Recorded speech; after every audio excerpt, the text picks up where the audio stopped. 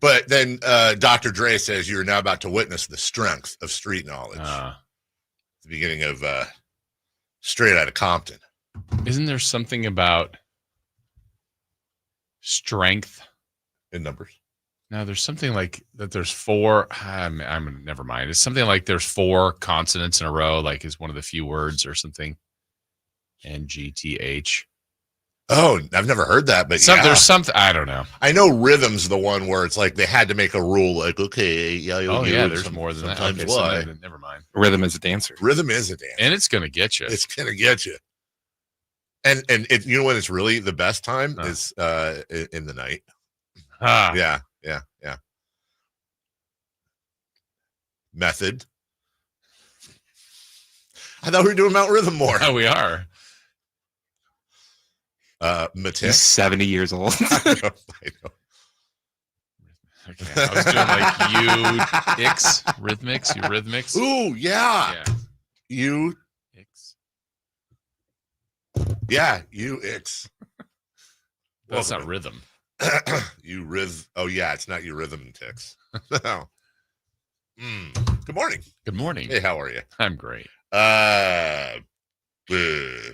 I like when it's light outside to start the day. Like when we're here. That. I do. I don't know that I don't like that. You like that it's dark when you're driving? I don't know that I don't like that. I just that's scary. Yeah. It's always dark when I drive in.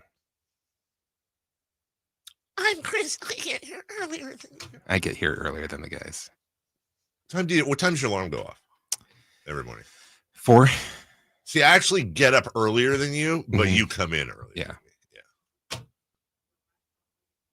We're all pretty early. Oh, you didn't get my text? I texted you guys. Did you both not get my text? I mean, I would never say I didn't get a text because you always do, but did I? I don't remember reading one. Yeah. Oh, this morning. Yeah. I texted you at 4:37. It was a Jason question. Yeah. Why would I respond? I was just saying, I was just wanting to know. I didn't say, did you respond to my text? I said, did you get it? I see it now. Yeah. You just have a very interesting segment coming up later. And Isn't that fun? Whenever questions get asked, as you know, I want to take them very seriously and get the right parameters. So, we can just do a little preview. You said we're going to talk the Athletic put out their all-quarter century baseball team. And so in the following segment, we're going to pick our all-time 9. So really, my question is twofold. Number one, when you say all-time 9, you mean like 1900, like not the last 25 years, like all-time, we can pick whoever? Yours. Mine. Okay. Yeah, that's why I sent in I just responded to you. You did? Okay. Let me see. Jason responded back. Okay. So like you might say Will Clark. That's which right. Most people would not put Will Clark at first base, but you would. That's your team. He is 100% not the greatest first baseman of all time. But he is yours. Okay, good. So we're not trying to go after put together the team that would win the whole thing. It's like if you could field a team, you're just like, this is the team I'm just happy I have. Yes. And it might win a lot of games, but it might not be the best team. So it's really funny. You know the player I am struggling with the most on my player position? No, player, specific player. No. This is a player that I grew up loving. I loved the way he played. I loved everything about how he played. Before you give me any more, why are you struggling? Because he's a horrific human being. It doesn't really nail it down. You just gave a hint inadvertently. With the one word? There's a word he said in there that is an incredible hint. Okay. Really? Yeah, I love Lenny Dykstra. Okay. I love the way he played. I thought it was someone else. The big puffy cheek. That was the home run king of Chaw. Who's the laundry guy? Equipment manager's worst nightmare, because every game this dude was dirty top to bottom. It's your team. Yeah, I know. I don't know if I want him in my clubhouse. Right. But I loved Lenny Dykstra with the Mets in his prime was it was like when Ricky was with the A's or Yankees. I wasn't an A's or Yankee fan, but just one of those guys I had to watch. Yeah. Lenny was the same for me. Lenny Dykstra, I don't know why, but those circa 86 Mets had two of my favorite players to watch of all time, in Lenny Dykstra and Doc Gooden. Yeah. And I remember one of my first early baseball memories that, where I could actually remember stuff was Dwight, thank you for the text. Jason just texted. Good morning, guys. Sorry, just woke up. Well, it's 6:06. Good morning. Yeah, good morning. Doc Gooden's second year in the majors, dude. No. Yeah, that honestly, he was must watch. That's like a That's peak baseball for me. That's an interesting summertime topic that we could get into. Is not the best baseball player, not the but like players that were most dominant.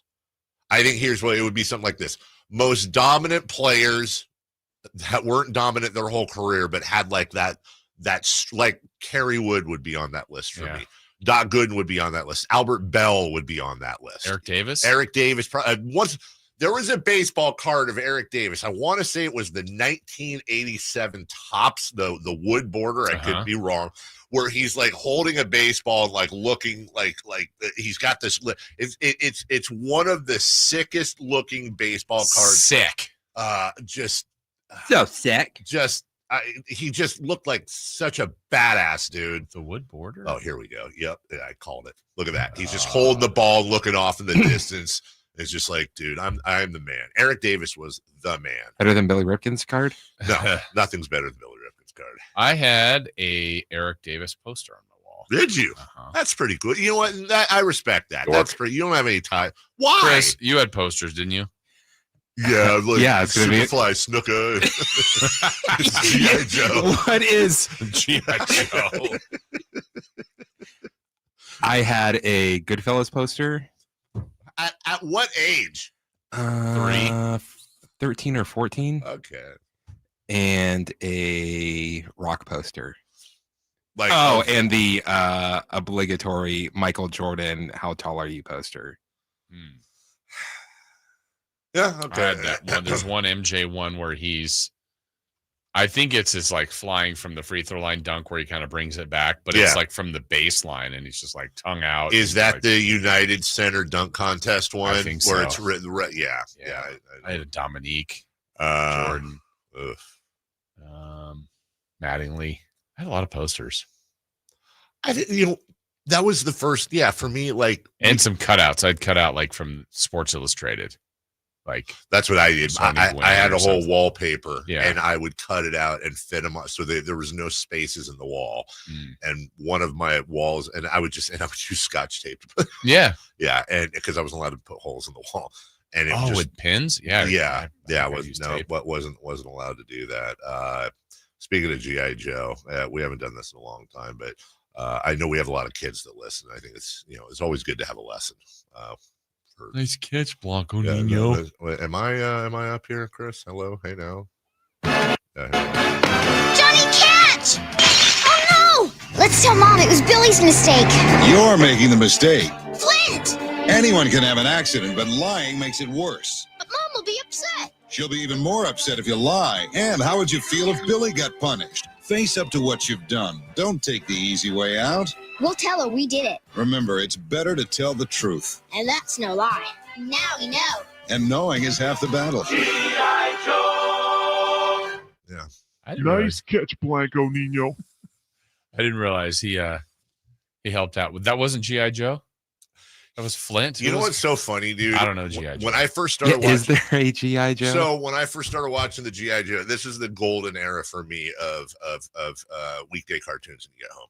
It was some combination of He-Man, G.I. Joe, Inspector Gadget, and there's one other I'm forgetting. No, Transformers, right? Like more than meets the eye. What a block. Yeah. What a flipping block of cartoons. Only Inspector Gadget for me of that group. Yeah, it was. You never saw Dr. Claw's face, pissed me off. But anyways, I for the longest time was like, where's G.I. Joe? Was he never there? No, they're all G.I. Joes. It's like if we were all in a room and we were talk show hosts. I don't really remember G.I. Joe. I think it was my cousin watching the movie, and the only thing that stuck in my head forever, I think it was like the bad guys were trying to do something to the ozone layer. Yeah. And they're using some sort of shaving cream, and it was Sergeant Slaughter going, "That's the brand I use." Yeah. I mean, there were examples for us all. And but it was never. That's the brand I use. I always thought like maybe it was like because I was right around when the movie Tron came out, and I was like, who's Tron? Oh, he is. Like there was a Tron in the movie, right? Well, there's no G.I. Joe and G.I. They're all G.I. Joe. Is your mom there? No, I'm Whoa. home. Well, you won a prize. What's your address? 42 Oak Street. Hey, Roblox, some stranger's bringing me a prize. A stranger, huh? All he wanted to bring you was trouble. Remember, never tell anyone you're home alone and never give anyone your address. I'll say Mom can't come to the phone. Smart thinking. Now I know. And knowing is half the battle. G.I. Joe. And one day you'll have only a cell phone. That's right. The parodies are so much better. I know. I'm afraid to. Yeah. I'm afraid to play. Let it rip. I don't. Are any of them radio? I don't. Yeah. Are you sure? I mean, I can try one. Like the first one I thought of, like, nope, that's not it. I mean, I'm just saying, dude. Like, all right, here we go. Here's one, and this is Chris's. Careful. You're not cooking. Oh, nope. Don't use this one. Okay. How do you know? Because it's the first thing he says. What did he say? Wait, I mean, After that, you mean? That was on the air?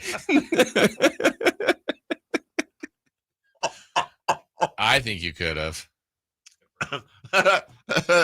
Because that was the first one I thought of. It seems innocent enough. It's titled Pork Chop Sandwiches. Oh. Right? Everybody watch at home. Yeah, so go ahead. If you're not driving or anything, go ahead. Right. Check out your phone. Go to YouTube. G.I. Joe pork chop sandwiches. Oh. And then when you're done with that, taste the biscuit. Yeah. Taste the biscuit, would you? All right, we really got a fantastic show for you today. So Do we glad have more of those. you know. The A's stink, the Giants stink. We got to look at the finals. They all stink. Yeah, they're stinky. And hey, wow. Stinky. Oh, there's a break. Sorry, I'm looking at the times. Yeah, look at that. That's 6:44. Oh, pork sandwiches for all. Isn't it funny how we talked about pork chops yesterday on the show too? Remember High on the Hog? Yeah. Where they? Yeah. Is this Pork Week? It's like Shark Week, but Pork Week. Yes. Actually, that has multiple meanings. We'll take a break. We'll come back with leading off next. On the move? Got somewhere to be? Take Sacramento Kings basketball with you. The Sacktown Sports app will let you stay connected to your passion. Never miss a moment of Sacramento Kings basketball with the Sacktown Sports app. With Progressive, renters can save on protection for the things that make your place yours, even things that don't make sense to everyone. People always wonder why I don't get rid of my guitar since I never play. But it's like, what if I actually end up taking lessons? Sure, I've had it for 8 years, but if I get rid of it, then what will my New Year's resolution be next January? Exactly. So bundle your renters and auto and save with Progressive and protect the things that make sense to you. Progressive Casualty Insurance Company and affiliates and other insurers not available in all states or situations. Covered subject to policy terms and conditions. Staples presents That Was Easy. So I was taking my side hustle full time. Bold move, my friend. And I needed to find everything in one stop. Like finding Bigfoot riding a unicorn. Yes, so I hit the Staples Easy button. Staples had everything for a new office and print services for signs and brochures. Plus, Cindy, the Staples associate, helped me find the best tech for me. Wait, no drama? No, Staples made it easy. For the products, services, and experts your business needs. Staples. That was easy. In-store, online, and on the app. Let's do it. Leading off, the 3 top stories in the morning. Huge news. This is very important. Here's cut number 1. And he went ball game over. And the Twins offense erupts for a 10-spot. Byron Buxton drove in half of the 10. A 5 RBI night for Byron, and the Twins are back in the win column. You know, as the kids say, Jason, it's getting redonk. The A's are now 9-20 at home. They lose again to the Minnesota Twins, and dear Lord, I don't know. Like this, it's like we talked about yesterday. I don't know where to go with this. Yeah, so I checked in twice on the game. I saw part of the top of the second, where I think the Twins got 6 of their runs. Then I came back to the game a little bit later. I'm like, ooh, 6-4, bases loaded, A's, nobody out. Yeah, here we go. pop up, ground out. I went, okay. And then they gave up a bunch more runs and lost again. You know who didn't lose? The Rockies. I know. They're hotter than the A's. They are hotter than the A's at 23 and 38. The A's are like 3 days away from having one win in a month. They have one win. Yeah. They're not good, dude. And they're now 3 and 22 in their last 25 games. They were 22 and 20 after beating the Dodgers 11-1 in LA. They are now 1 and 18 since then. And it's just we'll get to it in Safer Route. The theme is broken records because it's Groundhog Day. I wake up and go, I honest to God think 80% of any team out there. I mean, look, no, actually, I think we can run down the list. Jason, if the Yankees had lost 18 of 19, manager's gone, right? Yeah. Dodgers, Dave Roberts, gone. Mm-hmm. And I honest to God think 90% of the teams in baseball would have fired the manager by now. I'm not advocating for it so much as I think it's a really interesting flag, because if they keep doing this and they don't fire Mark Kotsay, it kind of does send, they're not trying to send the message, but it does send the message like, hey, we're going to do the minimum we can to put a team out, and whatever. It is what it is. Well, I guess maybe Fisher's not meddling. No, I honest to God think, as I said yesterday, I think Fisher's remit to everybody is, I don't care what you do. It's just I'm not spending a penny this year. Mm-hmm. So do what if you save money, great. Don't care about the record. We've already sold the tickets. Everything's sold. Right. What do we need to do? Yes, you could argue the more fans there, concessions, but I don't know if they get I don't know the ins and outs of the deal. I'd love to find out, but I think what really screws is I imagine the Kings get a piece of concessions and parking some way. Yeah. And so you've got your hard income, which is your season ticket. That's already, no matter what happens, that's paid. And then you have your soft income, which is concessions, merchandise, parking. That's where it gets affected or does it? Yeah. You've gone tickets, to so. And even watching last night, the little bit that I saw, it was like, it wasn't full, but I'm like, you know what? I mean, they're playing terribly. Right. There's a good amount of people. I mean, for the size, you're like, it's not empty, and you're like, well, there's people there, but I don't know. I don't know. But this is a lot of what people thought the A's would be. Last year, this time when we knew for sure, 90% sure at this time they were coming, and then now they're here, and you're like, oh, they're going to be so bad. And then they got off to that amazing start, and now it's, man. Well, and it's one of those, to your point, if we were looking at the A's right now and we said preseason that the A's on June 3rd would be 23 and 38, I think we would have been like, oh, that's disappointing, but that's about what we expect. I don't think people expected them to go from 20 and 16 to 23 and 38. No. That's the problem. Right. That's ripping the Band-Aid off of your whole body when your entire body is scabbed. Yeah. Like, not great. All right. Well, hey, doesn't get much better in the Bay Area. Cut number 2, please. Cut number 2. Struck out 6 times in the 2 games at Petco at the end of April. Hard hit, and Iglesias somehow stabs it. Hits the runner, and 2 down here in the 10th. OMG. You got that right. 110 off the bat. Like a cat to his right, the backhand. Now Gerard Encarnacion. On 0-2. A hard hit liner caught by Arise, and the ball game is over. Padres a 10-inning, 1-0 win over the San Francisco Giants. That's just Logan Webb.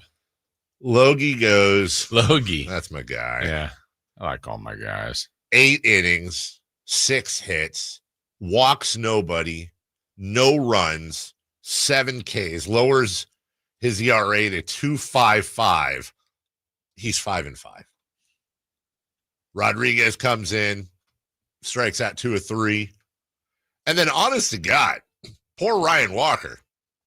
Dude comes in, pitches a clean inning, gives up a run, unearned, because it was the runner on second. And Padres, it was beautifully executed. Laid down a perfect bunt down the left foul line. Guy goes to second to third, no problem. Sack fly, scores, beautifully executed. And Giants hit the ball, couldn't hit it to the right spot, couldn't plate that last. I mean, that last hit or last at bat we just heard was hit well. You're like, that's right at the first baseman. So it's really interesting, like we talked about with the Giants, and again, we'll do this at 3 from David. Safer out coming up at 6:44. There's a real interesting opportunity here with the Giants because obviously the pitching is pretty damn dialed in, and to me, I think it's actually more difficult to get a dialed-in pitching staff than it is to get dialed in offensively. Yeah. Adames could wake up. They bring in a bat. Something happens. Ding, ding, ding. They're off to the races. If they can somehow get some offense going and keep this pitching going the way it is, they could literally do some. I mean, I'm not saying there's an opportunity for a championship. Mm-hmm. You never know, but I'm just saying. But there's an opportunity to do some real damage for sure in the National League for this team. They've got the kind of team that you would want in the postseason. They just got to get there. That is exactly right, Jason. That is pitching like that, especially your bullpen, end of the year, everyone's tired. That's the type of team that can do crazy damage in the postseason, and they can beat anyone if they get hot. It's like hockey with a goalie. You get the goalie standing on his head, they can go forever. So he's standing on his head. I don't know, but that's their saying, and it's Fernando Tatis 1 for 4. The only reason I bring it up, his dad hit 2 grand slams in an inning. Oh, I don't buy it. So did Bill Miller. Where are you going with the chips, Dave? We should have high. I haven't had any. Oh, that's right. Number 3, please. Cut number 3. The Larry Bird Trophy. It goes to the MVP of the Eastern Conference Finals. And that MVP is Pascal Siakam.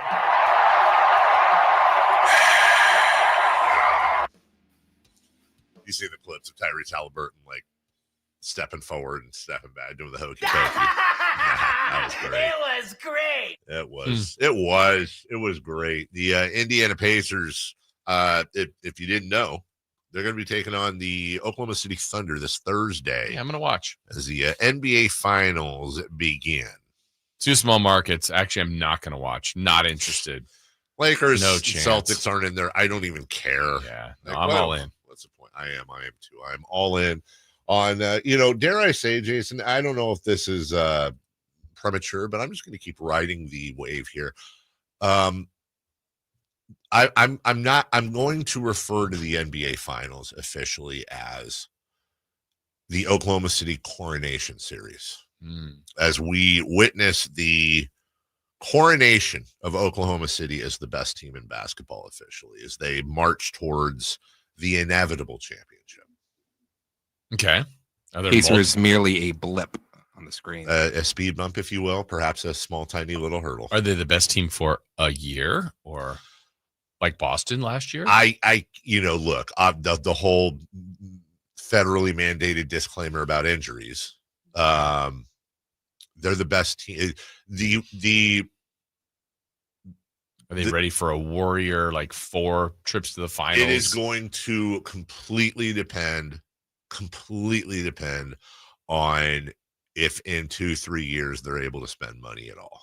If Clay Bennett says, you know what, we've got something here, and now Sam Presti has gathered. I read a real deep dive on how, look, that's why he's holding on to his draft capital, because he has to anticipate letting, like when they had Harden, Ibaka, Durant, and Westbrook, he knew he had to turn some of those guys over. Yeah, when you look at teams like the way they're made up, like usually, like SGA is their highest paid player. Yeah. But their second one is Hartenstein. Yeah.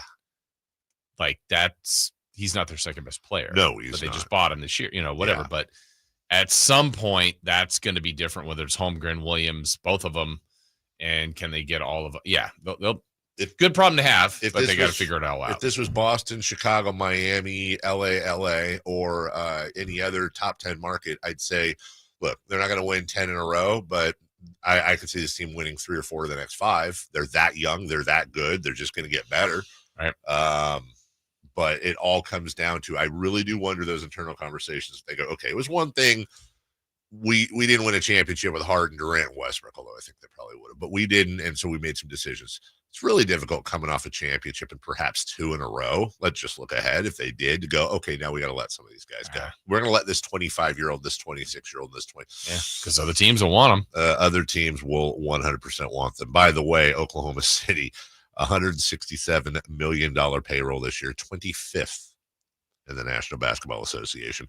We're going to take a break. When we come back, we will preview Indy versus OKC. Chris has compiled some audio from players and coaches, and let's talk. We're going to do a big preview tomorrow and Thursday, but just maybe one thing that you are looking forward to the most from a non-drama, just a playing on the court point of view. We know that whether it's in Oklahoma City or Indianapolis, those 2 small markets hungry for a title, the energy is going to be off the charts. My suggestion would be for you to take advantage of that energy as well with my friends at American Energy Heating and Air. Good morning. $24.50 is what a tune-up will cost you with American Energy Heating and Air. That is half off the regular price. Let me just give you a personal anecdote. I had what you would call, I don't know if it's the worst case scenario, but I did my tune-up. And they came out and they said, look, your heater, your furnace is jacked up. And there was actually, I've told this story before, there was a carbon monoxide leak. They said, look, we can patch it, but this thing's going to die eventually, sooner rather than later.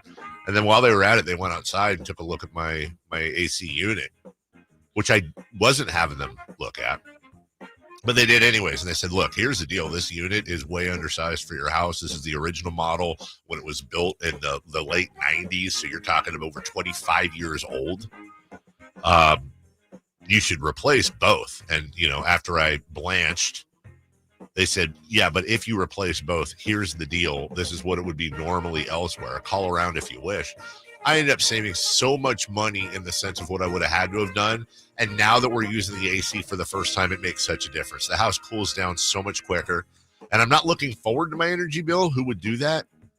But I bet you and as they told me, it's going to be far cheaper than it was last year. It's an investment in your home. Why not get it from a company that's been serving Sacramento since 1981? A+ Better Business Bureau, 916-520-9990. That's 916-520-9990 or AmericanEnergyAir.com. American Energy, making the uncomfortable comfortable. We're back into OKC. First look next.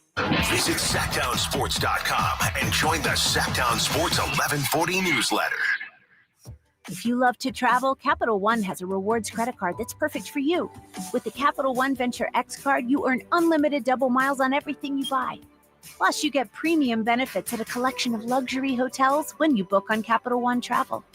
And with Venture X, you get access to over 1,000 airport lounges worldwide. Open up a world of travel possibilities with the Capital One Venture X card. What's in your wallet? Terms apply. Lounge access is subject to change. See CapitalOne.com for details. Progressive knows when you're in your RV, you're already on vacation. That's when you become Vacation You, who just camped where there's absolutely no shade. Even though regular you burns easily. In fact, Vacation You burns too, but is too stubborn to admit it, which is why regular you gets in trouble at the dermatologist, because Vacation You doesn't do doctors. So bundle your RV with your home or auto policy and earn an automatic discount from Progressive. And spend the savings on the both of you. Progressive Casualty Insurance Company affiliates and other insurers. Not available in all states or situations. Get ready for a night out with Jordan Davis. It's Country in the Park 2, Saturday, September 13th at Cal Expo. Along with the special guests, Mitchell Tenpenny, Locash, Vincent Mason, and Abriana. Make it a family day out with food trucks, games, dancing, and more. Saturday, September 13th at Cal Expo with Michelob Ultra. Tickets are available now at CITPFest.com.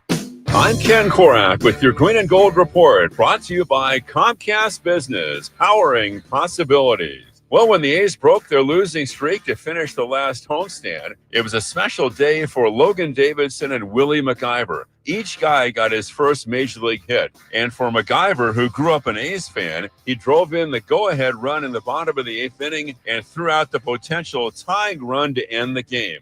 A storybook finish to a special afternoon.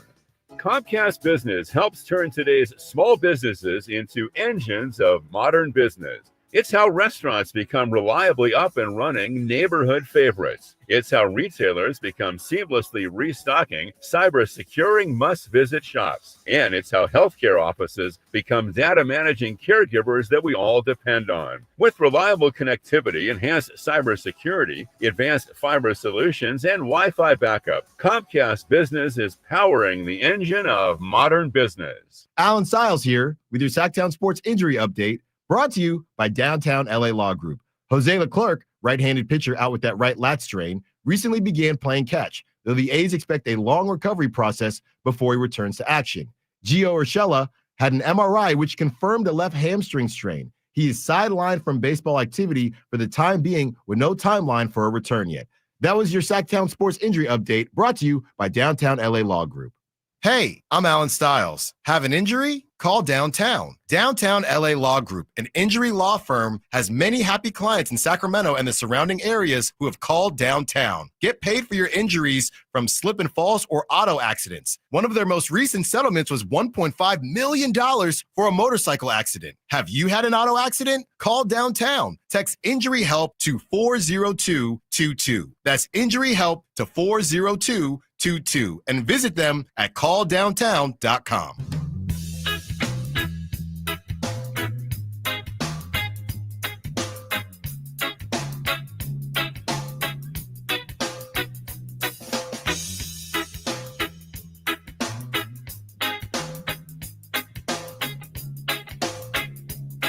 The Carmichael Dave Show with Jason Ross. Call or text at 916-339-1140 on Sacktown Sports. Dude, I have this,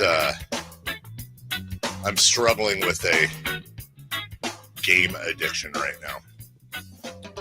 This, it's like this poker style game called Balatro. Oh, yeah. It's bad, dude. And there's like a whole underground. Like I'm finding myself, I'm watching videos of people playing Balatro to try to learn strategies. There's like entire Reddits on Balatro. There's a Balatro University. It's this game this dude invented like 2 years ago on a lark. And $10. Is it on what?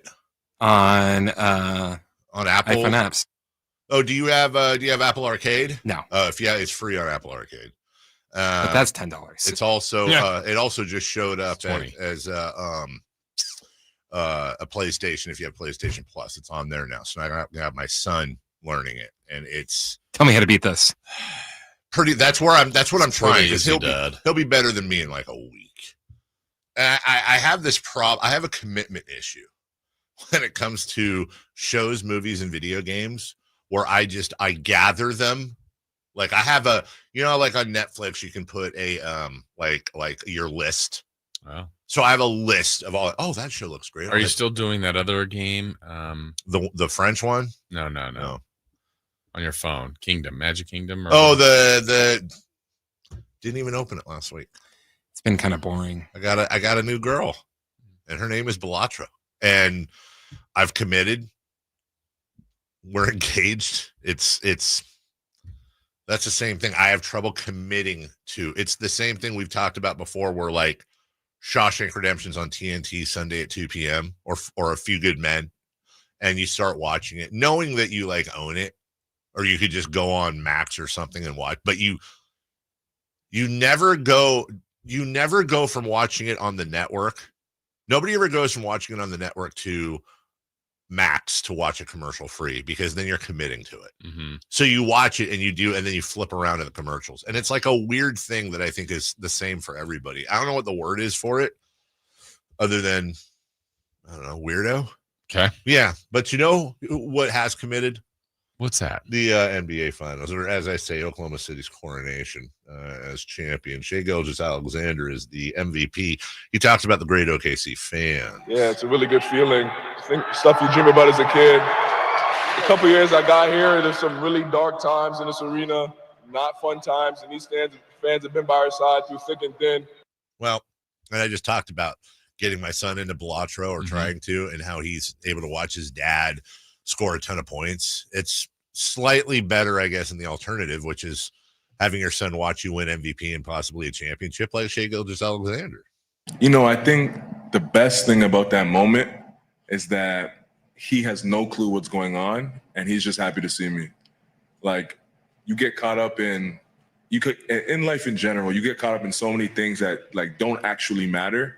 And that's the biggest thing with having my son in the past year. Like, he's put on the forefront. Like, he's showed me everything that actually matters in life. And he reminds me of that every day I wake up, every day he wakes me up, every day he cries and wakes me up in the middle of my sleep. Like, he's amazing. He'll see this one day, I guess. But yeah, he puts everything into perspective for sure. You know what? I think is a really interesting conversation is the conversation surrounding Shai Gilgeous-Alexander. And I'm not talking about his style. Like, you like it, you don't like it, whatever. But it's almost like Shai, I think it's slightly reminiscent in a little bit of a different way to the conversation surrounding Nikola Jokic about 5 years ago, where he won MVP and everyone's like, okay, like, yeah, I guess give it to the boring loafy Oafy dude in Denver, like whatever. It's not, you know, it's not Kobe, it's not LeBron, it's not KD, it's not any of these guys. And it's like, while we watch Steph, this next generation of talent, whether it's Jason Tatum or Shai Gilgeous-Alexander or Anthony Edwards. And there's this thought that and I'm just talking personality. Like, number one, I feel like most national basketball fans don't really know anything about Shai Gilgeous-Alexander's personality. He's about as anonymous of an MVP that we've had in our lifetime. I was going through the list of MVPs last night. Right. Even Chauncey Billups was a known commodity as a human to a point in Detroit. And everything else is like, oh, these guys we see them on TV all the time, commercials, endorsements. And one of the things I hear the most common about Shai Gilgeous-Alexander is that he just doesn't have, like, he's boring. He just doesn't have that charisma that pops off the screen, right? And I'm like, listen to him talk. Two things. I didn't want to go back to Minnesota, travel-wise. And then I wanted the fans to be able to enjoy the moment with us. I wanted them to be able to see it unfold in front of their eyes. I wanted them to be able to celebrate tonight in our building, go home, get drunk, whatever they do. I wanted them to have fun with the moment. And yeah, it was good. I just wanted to make sure that, like, above all, I could give my energy and my effort to try to give these fans what they deserve. You got me. Like, listen to the man speak. Yeah, right. There's plenty of charisma. You don't think so? No. I don't think he's boring, but I don't think he's charismatic. What is Durant? Yeah. I think Durant is polarizing. Okay. And that's not a bad thing. I just think he is. I think the problem with Shai Gilgeous-Alexander is the biggest controversy with the guy is he takes fouls. We're talking about a guy who's 26 years old who is as squeaky clean as you can get. He got married. He just had his first kid, as you heard him talk about. He plays with basketball without borders. He's charitable. Add him to the Jason Tatum pile. But that's the thing. Now we go back to Jason Tatum, that conversation we had a while back. Like, what is this need for us to have, there's so many terms I'm thinking, and a lot of them are honestly problematic, and I don't like them. Like, I don't like when people say Shai Gilgeous-Alexander is well-spoken.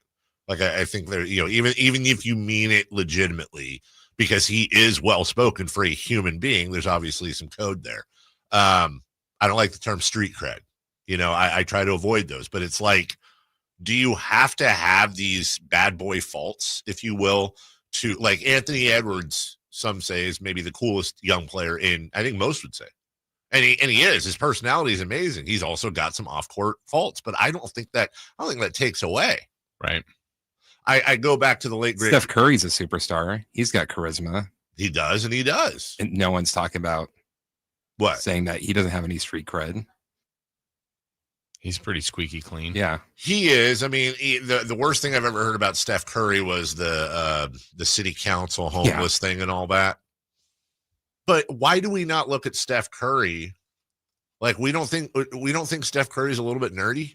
Well, and even if we could look at the top 3 finalists, were what? SGA, Joker, and Giannis. Yeah.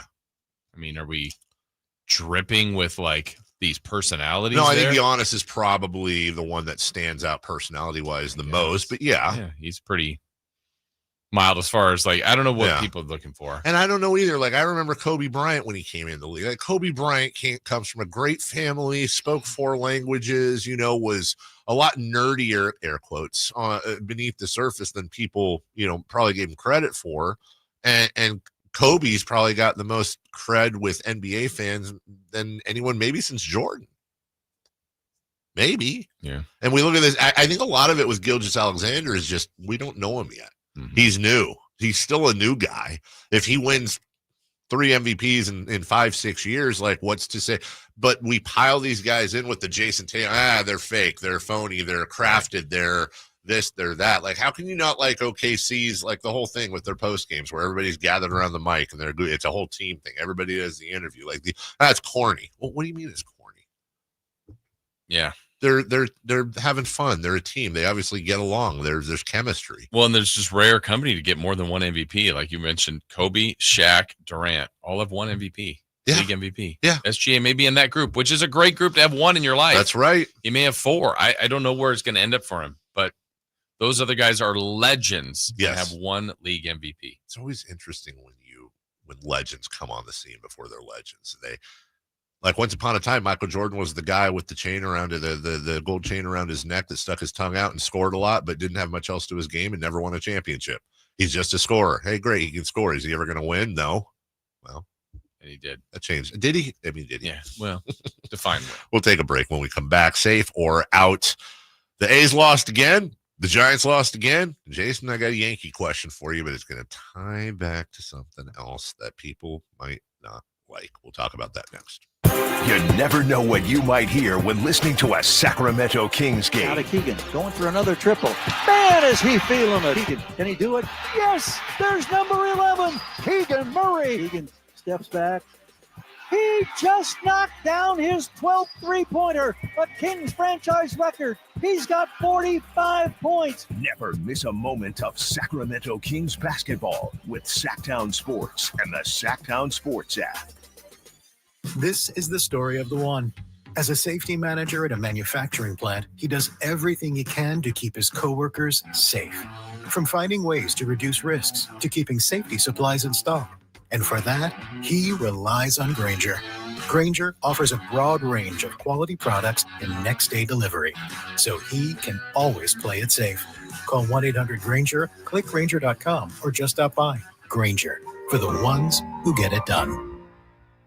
How can you free your team from time-consuming office tasks? Amazon Business. Smart business buying tools enable buyers to find and purchase items fast so they can focus on strategy and growth. Free up your team and focus on your future. Learn more at AmazonBusiness.com. Check engine or ABS light on? Take the guesswork out of your warning lights with O'Reilly Veriscan. It's free. Ask for O'Reilly Veriscan. O'Reilly Auto Parts.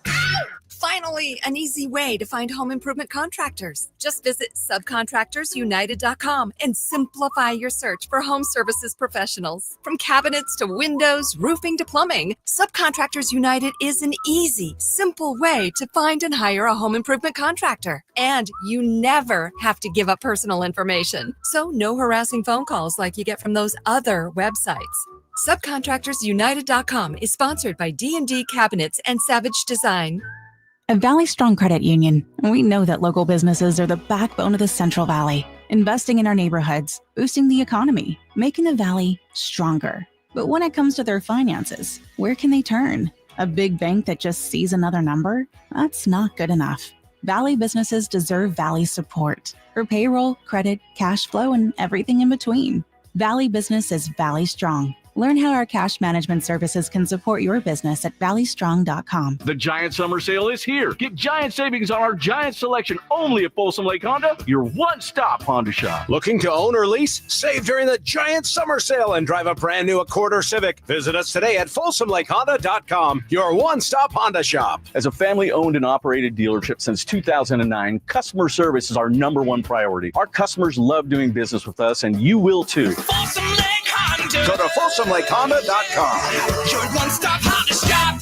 The Hagen Oaks Cutting Edge Putter Fitting Studio offers you more technology, more choices, and more service. Hagen Oaks wants to be your go-to total golf game fitter. With $30,000 worth of state-of-the-art technology ready for your fitting, Hagen Oaks will help you make your best putting stroke while finding the best putter design, shape, hosel, length, and loft for your game. Schedule your fitting at the Hagen Oaks Player Performance Studio by calling 916-808-2531. That's 808-2531 for more. Safe or out? It's time to go around baseball. 3 pitches, 3 swings. It's safe or out on the Carmichael Dave Show with Jason Ross. All righty then. Safe or out? Or we get to 3 for Madness. Look at that, back-to-back, safe or out and 3 for Madness. Did I do it right today? Kind of freaked me out because they were back-to-back. I didn't do it right, did I? I did. Oh, okay. And then don't forget, 30 minutes of nonstop sports talk coming up at 7 and 8 a.m. But in the meantime, safe or out? Question un. It's a broken record, but the A's lost again. What would you do if you were in charge? I'm assuming if I was in charge of the A's, I would have a remit that I can't spend any money, but everything else I can do. So my job then as the GM would basically be, I need to have this team as in as much competitive. I have 3, maybe 4 years to get this team as good as I can possibly get it. So if the owner isn't going to spend any money, if the season tickets are sold, I'm basically banking on Vegas and what I can do. So am I firing Mark Kotze? Probably, just to show I'm doing something. And then I'm starting to gauge around the league. I'm selling big time. I'm gathering assets. I'm gathering young players. I'm gathering draft picks. I'm gathering minor leaguers. I'm doing everything I can to try to find a few gems out there, which they're very good at doing. And I'm trying to get this team ready. Sorry, Sacramento. I'm trying to get them ready for the opening year in Vegas. That's probably where my short and long-term thoughts would be. Yeah, I'm thinking of probably a little bit of a mix and match. I mean, I'm not afraid to sell some of the young prospects that they have, but I also think there's a few tweaks that I think if they did right, like bullpen, maybe even another starter, that I'm not saying they make a run, but I think if it's done right, that maybe they take advantage of some other teams that are looking to move some guys, and they actually might be able to build a little bit of a team, whether that's for the last year or two here or to start in Vegas. I just think they've got hitters. Yes. That's clear. That is clear. And there's some Jacob Wilson's likely going to win AL Rookie of the Year. Nick Kurtz seems like he's going to be a nice piece to their future. They've called up some guys. They've already done some of this. They keep calling up people. So I think they're kind of doing it. It's just they got to start finding ways to win. I mean, the amount of games that they have lost here, I wouldn't even say it's your typical, what did you say, 18 of 19? Like, Colorado's just flat out bad. Yes. I'm not saying these are good. There's a difference here. I think they have found ways to lose games where they were ahead or winning or had their chances to win. And some of them they've just lost. But, like, there's a bunch here that you go, man, a break here or there, and they're, I don't know, 6 and 13, where it's like, okay, that's bad, but they're not buried. Now they're just buried.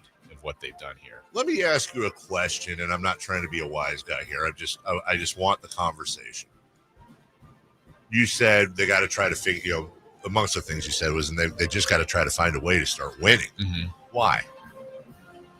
Oh, I mean, I guess they don't have to. I mean, from their perspective, what is the virtue? I mean, but there's not like it's not like a tank thing. Like there's any value in losing. Sure.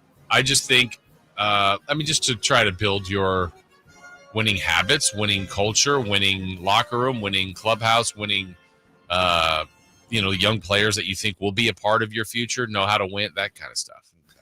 Not that, hey, they need 70 wins to satisfy some number. No. Yeah. No. They could be worse than the Rockies at the end of the year. And that, in the end, would it matter? No. But I think they're better than that. I agree with you. I 100% agree with you. All right, question 2, please. Again, another broken record, but the Giants lost and scored 0 runs. Does Buster Posey need to do something now?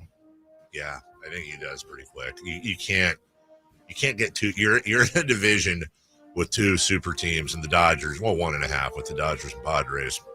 And by the way, the Diamondbacks aren't a bowl of Malta-Meal or anything. So you don't want to let the season get away from you. There's a lot of winnable games they're losing because they're bad. And again, I fully understand. Part of the thing is, hey, Willie Adames, and dude, I know this is almost like,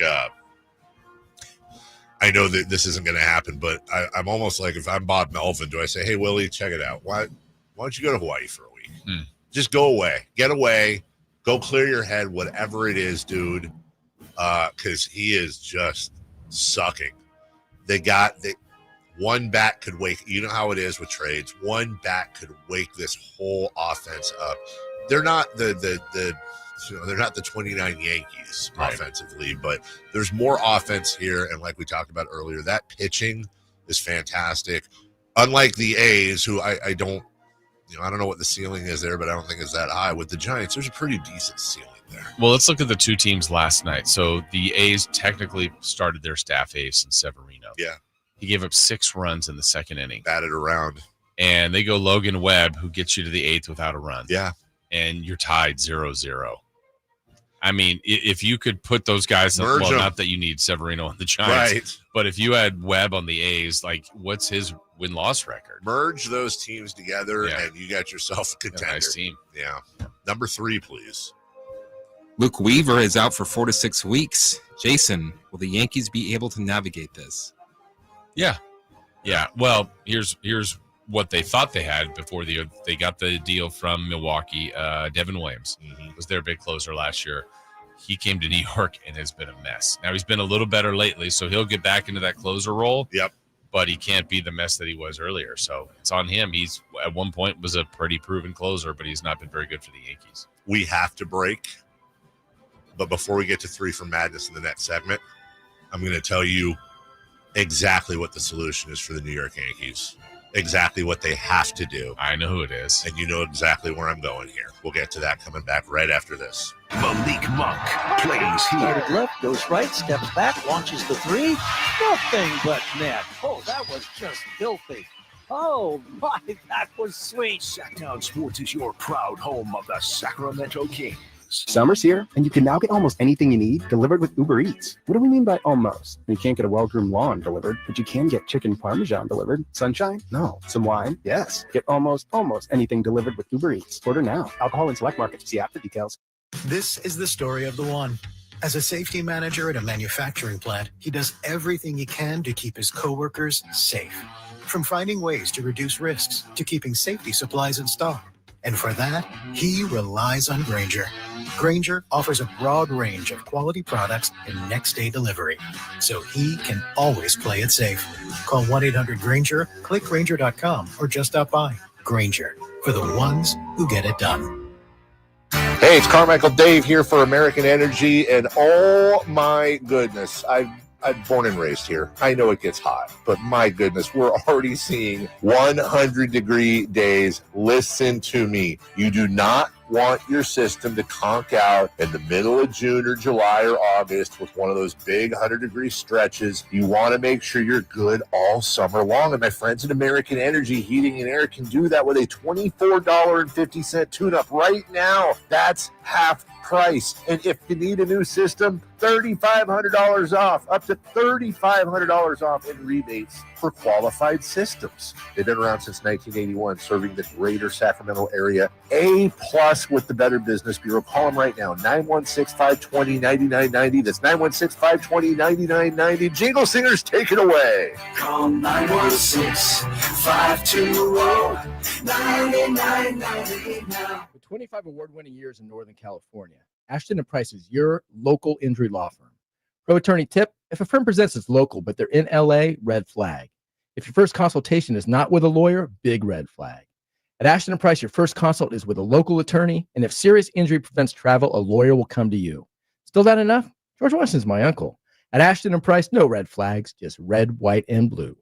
Remember, for the best advice, don't think twice. Call Ashton & Price. Progressive knows if you have to choose between everyday life and your boat, boat wins. What are you going to do? Take a boat out for a spin or go mail something? Boat wins! Are we cleaning the patio or taking the boat out fishing? Boat wins! Are we skipping that eye exam to go sailing? Boat wins! Rescheduling eye exams can be a nightmare. All right, fine. Eye exam, then boat. Yeah! With Progressive, you can bundle your boat with your home or auto and save with a discount and spend more time enjoying those savings on your boat. Progressive Casualty Insurance Company, affiliates, and other insurers. Not available in all states and situations. Wesley Financial Group is not a law firm. Do you find yourself stuck in a timeshare? Get the real facts about the timeshare industry and your options for cancellation. Chuck McDowell, founder of Wesley Financial Group, has put together a free information guide that reveals the secrets the timeshare industry doesn't want you to know, including the 5 ways to get rid of your timeshare. Call now and get this timeshare cancellation guide absolutely free. Call 800-859-6688. 800-859-6688.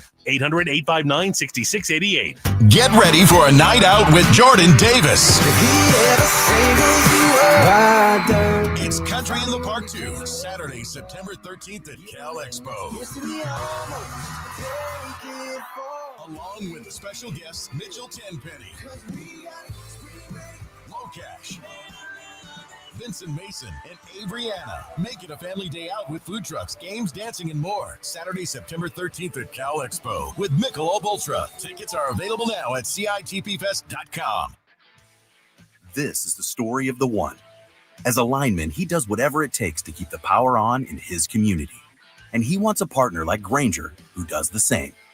Grainger offers the professional-grade products he needs, from voltage detectors to harnesses to hard hats, plus fast, dependable delivery, so he can rise to every challenge. Call 1-800-GRAINGER, click Grainger.com, or just stop by. Grainger, for the ones who get it done. Still getting around to that fix on your car? You got this. On eBay, you'll find millions of parts guaranteed to fit. Doesn't matter if it's a major engine repair or your first time swapping your windshield wipers. eBay has that part you need, ready to click perfectly into place for changes big and small. Loud or quiet, find all the parts you need at prices you'll love, guaranteed to fit every time. But you already know that. eBay, things, people, love. Eligible items only. Exclusions apply. Golf to Go is brought to you by the Hagen Oaks Golf Super Shop. Here's Frank LaRosa. I had the chance to interview former professional golfer and broadcaster Gary McCord a few years back. He hadn't yet enraged the Green Jackets with his television comments about their revered Georgia golf course. He was welcoming and above all humorous, which is why I recently picked up a copy of his book, Golf for Dummies by Gary McCord, a man possessed by golf's magical allure. This 5th edition will help new golfers learn the basics of the game and bring them, as he writes, from the darkness to the light. The book discusses types of clubs, types of courses, how to hit the ball, and how to keep score. The intent is to help you get the ball to the hole in fewer tries and with better form. You'll even find some basic exercises to get you into golf shape. It's a fun read and will help you get over some of the game's intimidation while getting you ready to visit the golf course on your own or with some friends. I always recommend a good PGA professional to guide you along the way, but Golf for Dummies is a fun way to approach a fun game. That's your Golf to Go. I'm Frank LaRosa. KHD1 Sacramento, KYMX HD3 Sacramento. From the Power Business Technology Toshiba Studios. This is Sacktown Sports 1140. 3 questions, 3 answers. It's 3 for Madness on the Carmichael Dave Show with Jason Ross. Here's question 1.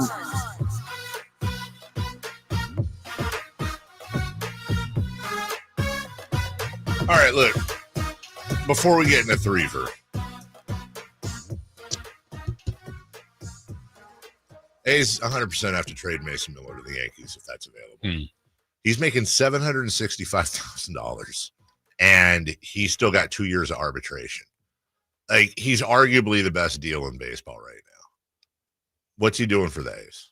And by the time they get to Vegas, okay, yeah, you know, like if I am in charge of the A's, that's the first thing I'm doing is I'm calling the Yankees, and I'm just like, all right, let's talk. Because could you imagine the Yankees with? And by the way, I like the A's more than the Yankees. I'm not being a Yankee fan here. I hate the idea that the A's are the carcass that the vultures pick off of, but that's the reality of the game. That's the reality of the game. What are you doing? What are you doing, Mason Miller? And as of at least a month ago, I was just reading up on this during the break. Bob Nightingale said they haven't even reached out to his reps to discuss any sort of extension. And part of that has to do with the fact that he's still arbitration eligible for 3 years. Right. So they had the opportunity to keep him and keep him cheaply. But again, by the time they're ready to give him a huge contract, they're going to Vegas. You got the Yankees there right now that have all kinds of money, all kinds of talent, all kinds of prospects. Okay, cool. Well, yeah, go get them. Go get them. And really, they've got, and they should also be calling the Giants right now. Like, yes, I hate it. I hate it for the A's. I hate it for A's fans. I want to make that incredibly clear. But you have an opportunity right now where you have the most firebally closer in the game who is there to save games, but there's nothing to save because they can't win. And you have a number of young hitters for teams like the Giants and others. If you're not going to win any games, you know, it's the old Sam Presti method with baseball. Well, then start gathering those assets to put yourself in a position to be competitive because they're not competitive right now. You're just wasting time. Yes. One problem with Mason Miller. Awful closer song. Yeah. It'd be different in New York. I think so. Come up with something new. Maybe have a contest. Maybe something with Eagle Scouts. He's an Eagle Scout. Yeah. All right. 3 for Madness. Question, Un. Between Devin Carter, Malik Monk, and Keon Ellis, who is most suited to be a point guard? Okay, so, and the spirit behind this, because the easy answer could be like, no, really, I get it. But it's okay if in this world, that's who they're rolling with next year. And let's say you had an opportunity to send one of the 3 to point guard college, point guard university in August. Who do you think of those 3 could be the best point guard for the Kings? Malik. Yeah. I mean, 1, he's done it. 2, he is a terrific playmaker. He is. There's a little bit of wildness there, a little bit. I don't love the options, to be honest, of the 3. I don't either. And they're all can play it. They're all probably, I guess they're all probably 2 guards. Maybe Carter's the closest, maybe inherently as a point guard.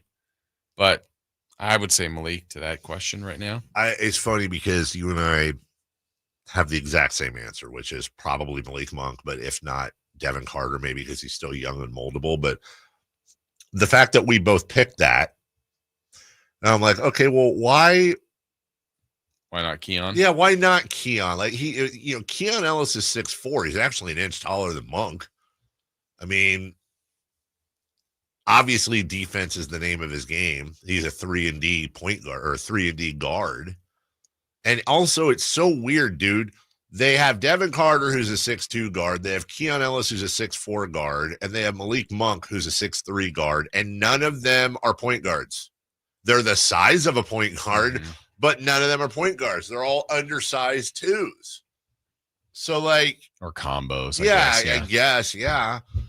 But then also, it's kind of like what we discussed about yesterday. Like, all this talk about the Kings, they got to have a point guard. They got to have a point guard. But can't you kind of get... Isn't this situation the best-case scenario where you can kind of get away with having a Monk? Or, let's put Monk to the side because that's already been tried. Let's say you had Keon Ellis as a starting point guard and he averaged 4 assists a game.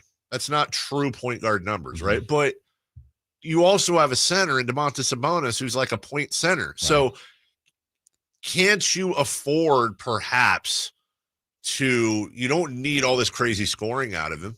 You need a playmaker, but maybe he's not a 10 on the playmaking scale, but if he's a 5 and Domas is a 7, is there a way to that allows you to go with a more defensive option? Yeah, and I think maybe where it could also help, I mean, I felt last year when the team was constructed at the end after the trade deadline and everything, I feel like a true point guard, whatever that means to you, would have done better with Levine and DeRozan.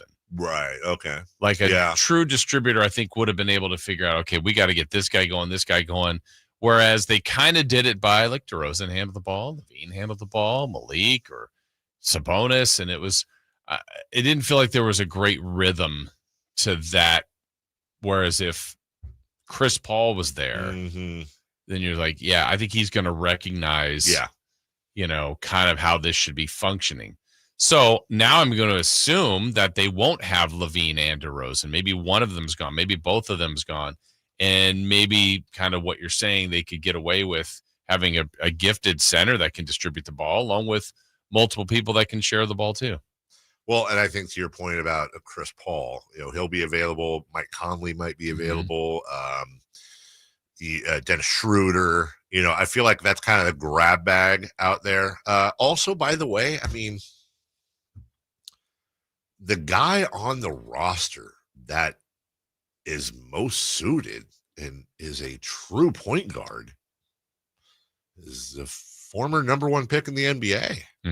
I just don't know if Markelle Fultz can be a starting point guard in this league. Right. Isn't that weird? Right. The guy that was picked ahead of Jason Tatum and De'Aaron Fox, amongst others, is on the team. He's 6'4".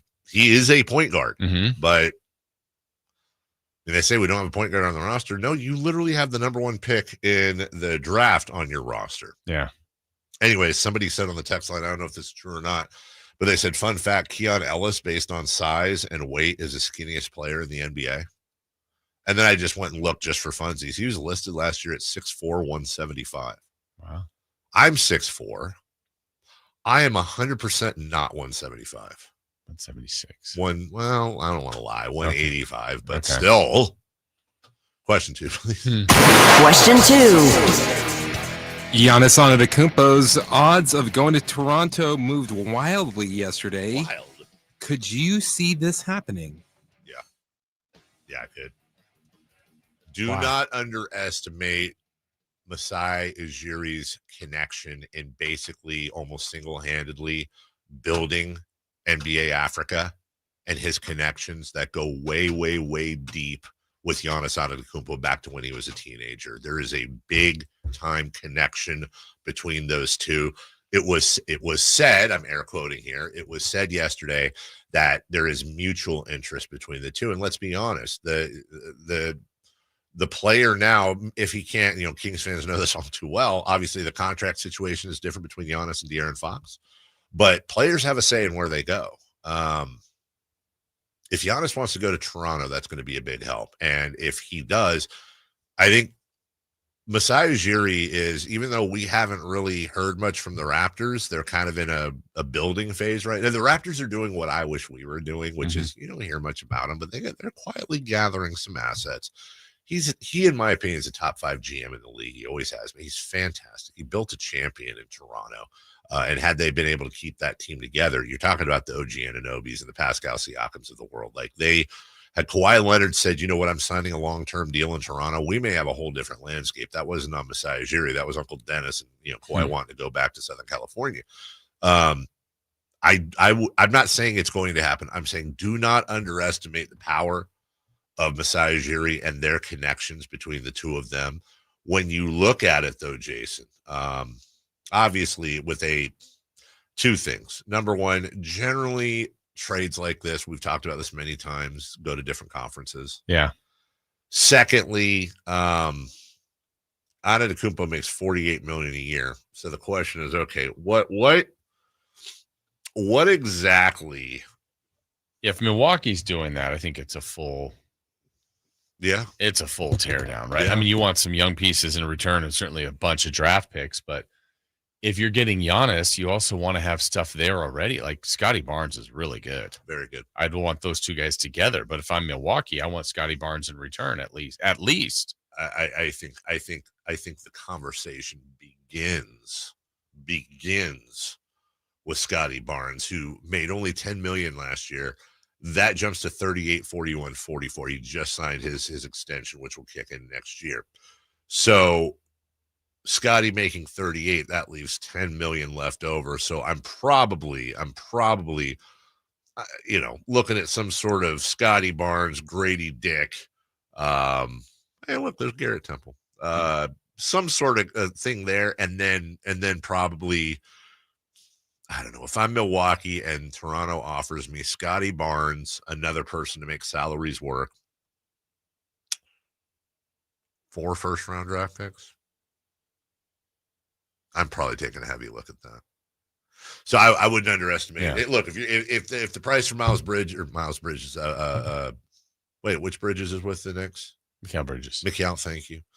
If the price for Mikal Bridges is 5 first-round draft picks, now granted that was the main part of the deal, but I'm pretty sure Scotty Barnes and 4 firsts for Giannis is in the ballpark. I don't know. I think it's worth keeping an eye on. Yeah, I mean, I think this whole offseason, it's like eye on Giannis, eye on Durant. Yeah. And then kind of, I think the other things will move because I think, I bet a lot of teams should be interested in both guys. Now, whether or not it's realistic for your organization, but everybody should be looking at those guys. And so I wonder if the movement is going to be strictly revolved around that. So like if the team A gets Giannis, okay, now everybody else adjusts to Durant or whatever, and then the other free agency, all that kind of stuff fall into place. It's going to be a fun offseason. It will be. It is going to be a fun offseason. All right, question 3, please. Question 3. How seriously should the Mavs look at trading Cooper Flagg? Okay, so the surface answer is probably no. You hold on to the number 1 pick. He's there. He's your next Dirk Nowitzki or whatever lifetime player for Dallas that you grow with. But here's where this is where this talk gets really interesting to me. It's because you're dealing with Nico Harrison and because he made the Luka Doncic move. Grady Dick is what? Or Cooper Flagg is, I think, 18, 19. Yeah, he's like he just turned 18. Just turned 18. I think so. So either way, he's young. Yeah. And look, unless LeBron James is about the only guy to come in the league at that age and really be a difference maker in his rookie year, it just doesn't have, you need time to grow. But here's the problem. Anthony, he turned 18 in December. 6 months ago, yeah. Yeah, I mean, just saying though, like, my goodness gracious. Anthony Davis is 32. Mm-hmm. You have a window with Kyrie and Anthony Davis. You probably have a 3-year window, 4 years max. That's about, on average, how long it's going to take to ramp up Cooper Flagg. So they didn't expect to win the number 1 pick, or did they? But they didn't expect to win the number 1 pick and be in this position. So now all of a sudden you have the manna from heaven in Cooper Flagg. The problem is he doesn't fit your window that you're trying to win a championship. That's why they traded Luka. They want to win a championship. So do you bring him in and just let him try to figure it out? Again, we don't often see superstar awesome number 1 picks come into winning teams or teams poised to win. They come into super crap teams. This is a bit of a different situation. This is a Tim Duncan to the Spurs when David Robinson was hurt situation. I'm trying to think of another example where that made sense, where it happened the same. I think they have to listen. Yeah, I think phone lines have to be open. I don't think they can be locked into an idea and say, we were fortunate to get the 1. We've got a guy that a lot of people have had ranked number 1 for years, and we can take him. He will definitely help Dallas. If they choose to go the route of Cooper Flagg, I don't think they made a mistake. No.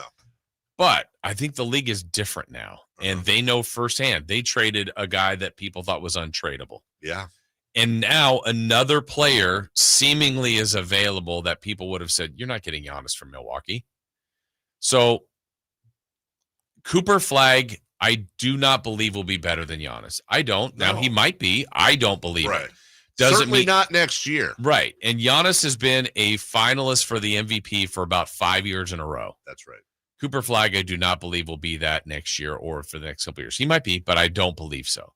I think if you get Giannis next year and the year after and the year after, he is still going to be one of the best players in the league. That's right. That's a known commodity that you have a chance to get because you won the number 1 pick. Fits the window. Yeah. So, I mean, are you better off having Kyrie, AD, and Giannis, or Cooper Flag, AD, and Giannis? And I think it's the first one. It's 100% a now versus later. For the next 3+ years, it's 100% Giannis. And you've already done now versus later by trading Luka. Right. So what's later? Later is we'll worry about later when it's later. Yeah, and I think every organization is kind of for the most part doing that because, I mean, the saying is, I think at a blanket statement, if the Dallas Mavericks take Cooper Flag, someone on that stage will go, they've got their next guy for the next 10 to 15 years. That's right. The number of people that are on a team for 10 to 15 years is so incredibly rare. It just is. Steph, right now, Kobe, Dirk, Dunk. I mean, I'm giving it like that's a really small list. Luka would have been right. Giannis, well, he might be moving. Like we know here, nobody's played more than 8 seasons, and maybe it's Sacramento. Okay, well, De'Aaron, he's gonna break. He didn't. DeMarcus, nope. You know, Jason Thompson has our record. He's no longer. I mean, nowhere near the best player this organization has had. Like Ant, do you think he'll be? Seems like he'll be on Minnesota, but do we know? If you can trade Luka, you can trade anybody. Yeah. Oh, Cat, they're never moving him. Wiggins, I mean, just LeBron. Like it's just everybody is. So I think when you think, 10 years, you got to think about 2 to 3 years and max. By the way, when I mentioned Anthony Davis too, 32, he's the youngest. Kyrie's 33. Klay Thompson's 35. But let's turn this whole thing on its ear though. Yeah. Or do you completely go on your ear and move Kyrie and AD? Is it better for them to try to go out and get a Giannis or whoever if they can, and try to eke out and keep Cooper and keep and I'm saying, or do you see, obviously Kyrie's hurt, but he's still going to have trade value, right? All options, and so you go, well, okay, are we better off trying to get a title now? We'll worry about tomorrow. Or, by the way, you're also in the Western Conference where there's some pretty good up-and-coming teams. Yeah. And, that Thunder team. Or do we extend out our window, hope that the Thunder's window passes a little bit financially, and by the time they're having to re-sign Jalen Williams to a $300 million deal, and they can't, Cooper Flag's starting to come into his prime. By the way, we got to compete with this other team. By the way, we got to compete with 2 teams in our own state that are on the up. But you could even deal with one of them in San Antonio and go, oh, yeah, you picked second? I see all those young guards you have, all those young wings, and maybe we get Castle and the 2 or whatever. I mean, I think the fact that they could probably call every single team and get a pretty interesting offer is amazing, whether it's Cooper Flag or some of their other. So I just think Dallas needs to be open-minded. I don't know. I think it's a good problem to have, but it's also one of those like, man, we actually have about 10 good deals, and you just could only imagine your path going, well, we could do this one. Will we be better here? Like the best part about drafting Cooper Flag to me would be 1, what he could become, 2, your contract control, young player, all that stuff. But also the fact that you got that gift of getting number 1 can turn you into something you probably never thought you could get. Cooper Flag will make $13.8 million next year, which is the equivalent of signing a mid-level free agent.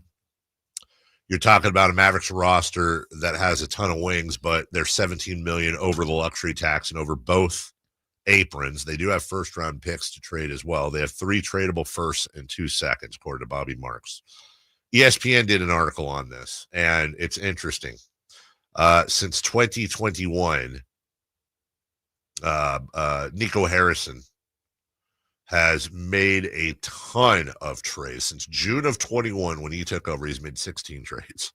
That's 16 trades in 4 years. And the first offer they list, it's funny you said that, is with the San Antonio Spurs. The offer listed here is Dallas gets the number 2 pick this year. They get the number 14 pick this year. They get the Hawks first rounder in 27. They get their swap rights for the Mavericks 2030 first rounder back. Again, San Antonio is doing great work with those swaps. So you get 2 firsts this year, number 2 and 14, a 27 first rounder. You get the swap rights back in 2030 for the number 1. No players? No players involved. Okay. You move down 1, and it's very interesting. They note that in 2017, as you'll remember, the Sixers needed to only send a single future first to Boston to go from 3 to 1. But Danny Ainge didn't see Markelle Fultz as favorable as everybody else, and certainly not as favorable as Randall Flagg. What was that? The Stand, Stephen King as Cooper Flagg. But what they say is more comparable. In 93, the Warriors sent 3 future firsts to the Magic to facilitate a swap of the number 3 pick, Penny Hardaway, for the number 1 pick, Chris Webber. Mm-hmm. And it seems like that's more applicable here. Okay. Yeah. So, but in that case, here's my only issue with that. In that case, that doesn't, instead of having the number 1 pick and potential franchise superstar in a window that he's not right with, now you're going to have that is to me 100% okay, we're going to trade Anthony Davis and Kyrie Irving. Mm-hmm. That is a stock up and rebuild and be badasses. Yeah. That is not a let's win a championship in the next 2-3 years deal. So if every organization is calling Dallas, which I hope they are, what would Scott Perry say? How could they get Cooper Flagg? I don't think they can, but I mean, I'm trying the conversation. What intrigues Dallas? You know what I'm honestly trying to think right now? Because I don't know what I'm literally trying to think if there is anything the Kings could offer.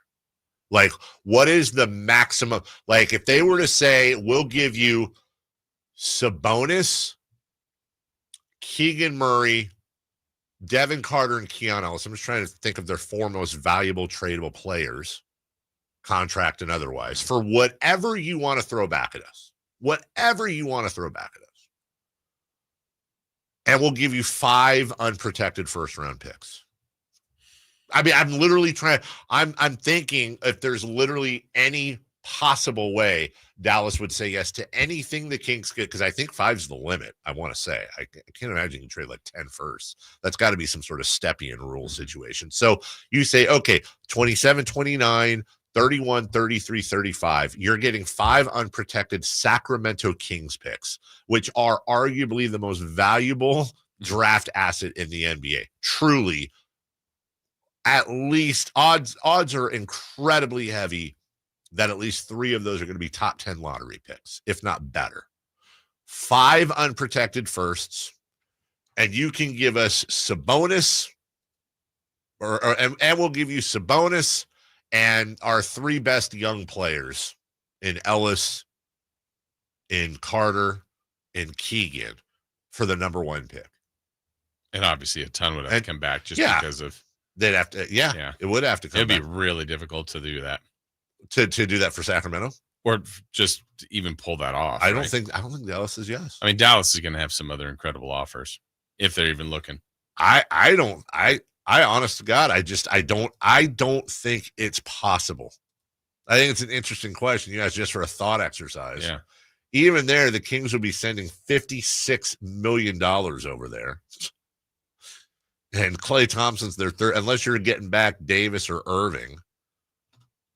I mean, maybe that's what they have to do is they go, okay, we'll give you Kyrie Irving. You're giving us 2 guards. We'll figure it out. Then it's back to like, if this, the foresight would have been like, hey, if you traded De'Aaron, get a bunch of picks there, and then you're doing this, and then you're like, all right, now I see where the plan is, but wow, that would have been amazing to have a trade chip that big right now to trade away. That would be just. I still, by the way, I don't even know if Fox would do that in that deal. Fox and 5 unprotected firsts for Cooper Flag. I don't know, maybe that does. We'll take a break. When we come back, let's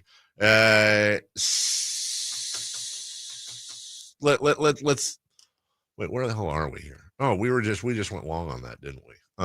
We did the whole 3 for Madness. We did the whole 3 for Madness. And I want to say at some point, I think we need to say goodbye to the NBA on TNT. And we can go over some of this as well again, because again, I don't think the Kings would necessarily be involved, but there's also 2 other deals for Dallas to look at. We'll talk about that next. Visit SacktownSports.com and join the Sacktown Sports 1140 newsletter. Whitey here for Napoleon Grills, reminding you that when buying a new grill, every detail matters. While supplies last, you'll receive a $149 gift with purchase on every new Napoleon Prestige stainless steel grill. The kit even includes a pizza lover starter kit and much more. And now up to $79 off Napoleon Rogue models. Napoleon grills are built different, built better, built to last, with a lifetime warranty and premium steel that boasts amazing quality. Visit Green Acres Nursery today for your best selection of Napoleon grills and accessories. When you're young, life is full of choices. Don't let opioids like highly addictive and deadly fentanyl take away your life with just one wrong pill. Addiction is a disease that can affect anyone at any age. But there is a choice to get help for this disease. Find medically proven treatment options, including virtual, at choosemat.org. If you're 55 and up, T-Mobile has plans built just for you. 2 lines of unlimited for just $30 a line. That's a 45% savings compared to Verizon and AT&T. But don't just take our word for it. It's not just the savings that are great with our T-Mobile plan. There's all this value from all these other things that T-Mobile offers. T-Mobile has been such a savings for us. We love it. Switch today and get 2 free 5G phones like the Motorola Edge with Turbo Power charging that gives you power for the day in just 15 minutes. And customers 55 and up can get 2 lines of talk, text, and data for only $30 a line. Go to T-Mobile.com/55 to learn more. With 24 monthly bill credits and 2 new lines with autopay for well-qualified customers, plus taxes, fees, and $35 per line connection charge. Credits end and balance due if you pay off early or cancel. Contact us, plus $5 per line without autopay. Debit or bank account required. 45% off 2 line versus AT&T Starter and Verizon Welcome. Plan benefits vary. See details at T-Mobile.com. Motorola Edge requires 68-watt charger. Charger sold separately. Actual performance will vary based on usage and configuration. I'm Ed Evans, CEO of Consumer Cellular. No, we're not one of the big guys. Truth is, we don't want to be. If you're over 50, Big Wireless probably has you paying for more data than you might need. You could be throwing away thousands over a lifetime.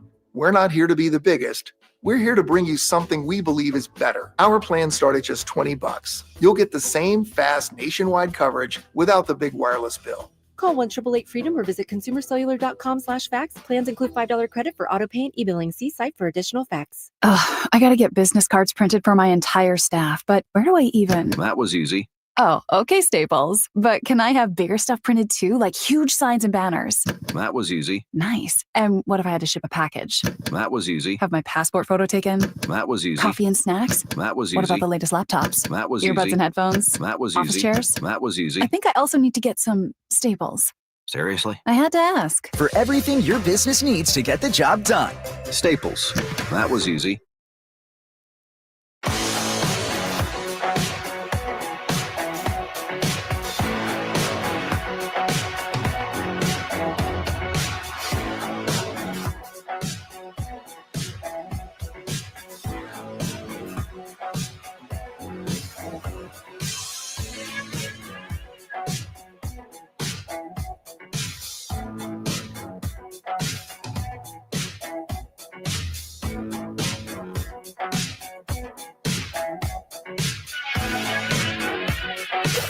Waking you up with the best in local sports. Just make it interesting, you know? It's the Carmichael Dave Show with Jason Ross on Sacktown Sports.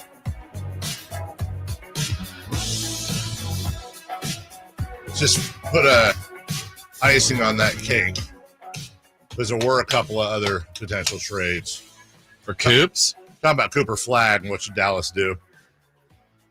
Offer number 2. The Dallas Mavericks trade Cooper Flag in a 4-team deal. Okay. The Mavericks get Donovan Mitchell, a 2031 first rounder via the Lakers, a 2028 first round swap via the Lakers, and a 2030 first round swap via the Lakers. The Cavs get Cooper Flagg, Javon Carter, Gabe Vincent, Maxi Kleber, and PJ Washington, along with Daniel Gafford. The Lakers get Jared Allen. And then the Bulls are like, where are the Bulls? They get Dalton Knecht and Caleb Martin plus 3 seconds for helping to facilitate. This is something Bobby Marks and friends put together. Wait, who'd the Lakers get? The Lakers get Jarrett Allen. Yeah, you said that, sorry. So Cleveland is effectively trading Donovan Mitchell and Jared Allen for Cooper Flagg, Javon Carter, Gabe Vincent, Kleber, and PJ Washington. Not sure they're better, especially in the short term. Yeah, that's the thing is I agree with you. I don't think, look, you won 60-plus games last year. Yeah. I might run it back. Yeah. A lot of talk about trading Jared Allen, too. Okay. Yeah, I don't know. Because I don't know. By the way, if they're trading Jared Allen and we're talking about, and again, we're not talking about it, but if the rumor is Domantas Sabonis might be available, you could do worse than that coming back for this team. That would be interesting. Yeah. I'm not saying 1-for-1, by the way, either. Right. The third offer. This one is kind of interesting. The number 1 pick, meaning Cooper Flagg, Klay Thompson, PJ Washington, Najee Marshall, and Caleb Martin. That's who's leaving Dallas. In exchange, Dallas gets the number 29 in the first round this year, a 28 pick swap, a 29 pick swap, and Devin Booker from the Suns. That's intriguing. I mean, again, it's intriguing like the Giannis thing, because we're assuming. Look, if Nico Harrison, we're going to go to the Baxter's Wheel of Cheese thing. Like, I wouldn't even be mad. I'd almost be impressed if Nico Harrison within the space of 6 months traded Luka Doncic and Cooper Flagg. That is the nutsiest GM in history, right? Might be the worst, but he's the nutsiest. But again, he traded Luka Doncic and created a window. That's the key here. That's the only reason I think we're even having this conversation, because normally it's like, no, dude, you don't trade a generational superstar like that. This is not Luka Doncic part 2. Do not be mistaken. We've seen all the highlights on Cooper Flagg and dunking and passing and blah, blah, blah, blah, blah. What people don't talk about enough is this guy's a defensive menace. He loves blocking shots. He is aggressive. His motor, I think that's maybe the most attractive thing about the kid. He's 18 years old, and his motor on both sides of the floor is insane. He's not Luka, dude. He can play defense. He will play defense. He will help your defense. So, but again, they didn't expect that. That didn't work into the whole situation. When he created this window with Anthony Davis and Kyrie Irving, here's the problem. I don't think Anthony Davis, Kyrie Irving, and Cooper Flagg win a championship. I don't either. And what's interesting is if you've done the Luka deal, I wonder, like, there's probably always a player or two, whether it's contract or talent, that they go, that guy's, in my mind, is untradeable. Yeah. Is there anybody untradeable to Nico?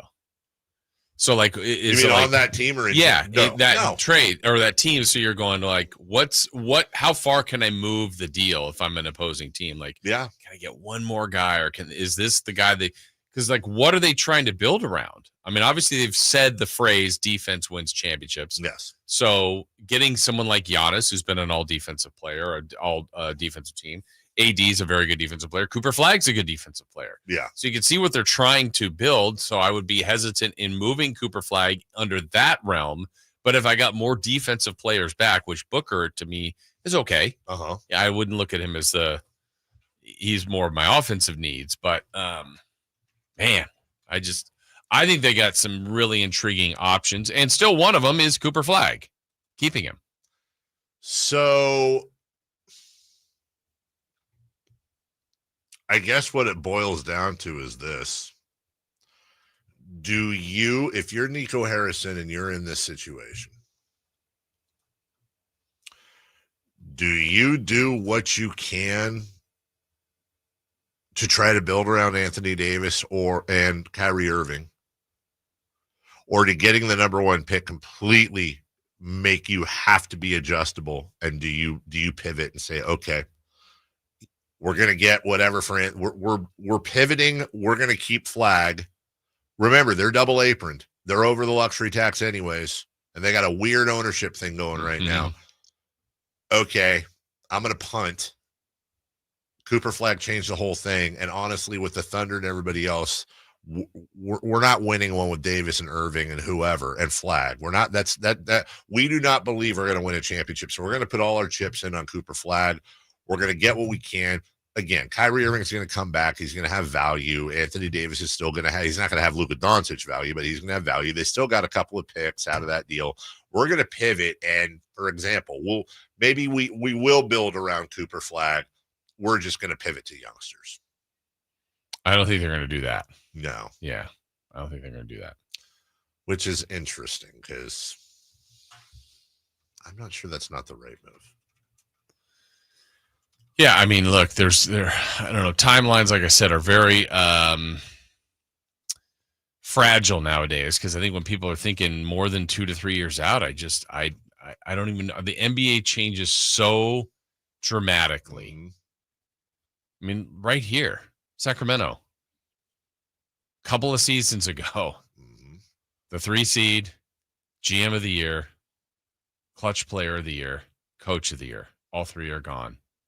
Starter on that, 2 starters on that team, 3 starters on that team, right? Barnes, Herter, Fox, gone. From the most successful team we've seen here in 20 years. Gone. So whatever that timeline, I mean, it's gone. But I do think you're 100% correct, but I also think it's worrisome to apply things that the Kings have done as an example for the rest of the NBA. Okay. Just because the Kings are they're one of 5 teams in the NBA that are perpetually terrible at doing things. Okay, but 3 years ago, 3 years ago, Brunson's a Mav. No, you're right. Donovan Mitchell's on the Jazz. That's right. Gobert's on the Jazz. You're right. Towns is on the T-Wolves. Yep. Yeah, you saw this movement. You're absolutely right. There is one other thing we're not considering, by the way. I'm going to give you you got your pen. Yep. Write this down if you would. Player A. And by the way, both the same age, both fairly young. Okay. Both beginning their careers. Let's call it that. But contracts very similar. So none of that in the equation. Just straight numbers versus numbers. Player A, 19.2 points, 7.5 rebounds, 4.2 assists. Okay. Splits of 48, 38, 84 with a PER, a PER of 30.4, player efficiency rating of 30.4. Okay. Player B, 21 points, 11.1 boards, 1.5 assists, 61, 39, 62 splits with a PER of what was 61, 39 what? 61, 39, 62 with a PER of 30.6. By the way, player 1 is 6'9", player 2 is 6'11". Both incredibly athletic. Is there a clear winner to you between those 2 teams or 2 players that you'd rather have? I don't know if it's clear. There's a couple things that stick out just on stats. I like the assist total for number 1 for A, and some of the shooting numbers. Obviously, I think player B. I mean, you said 6'11". I figured it was a big.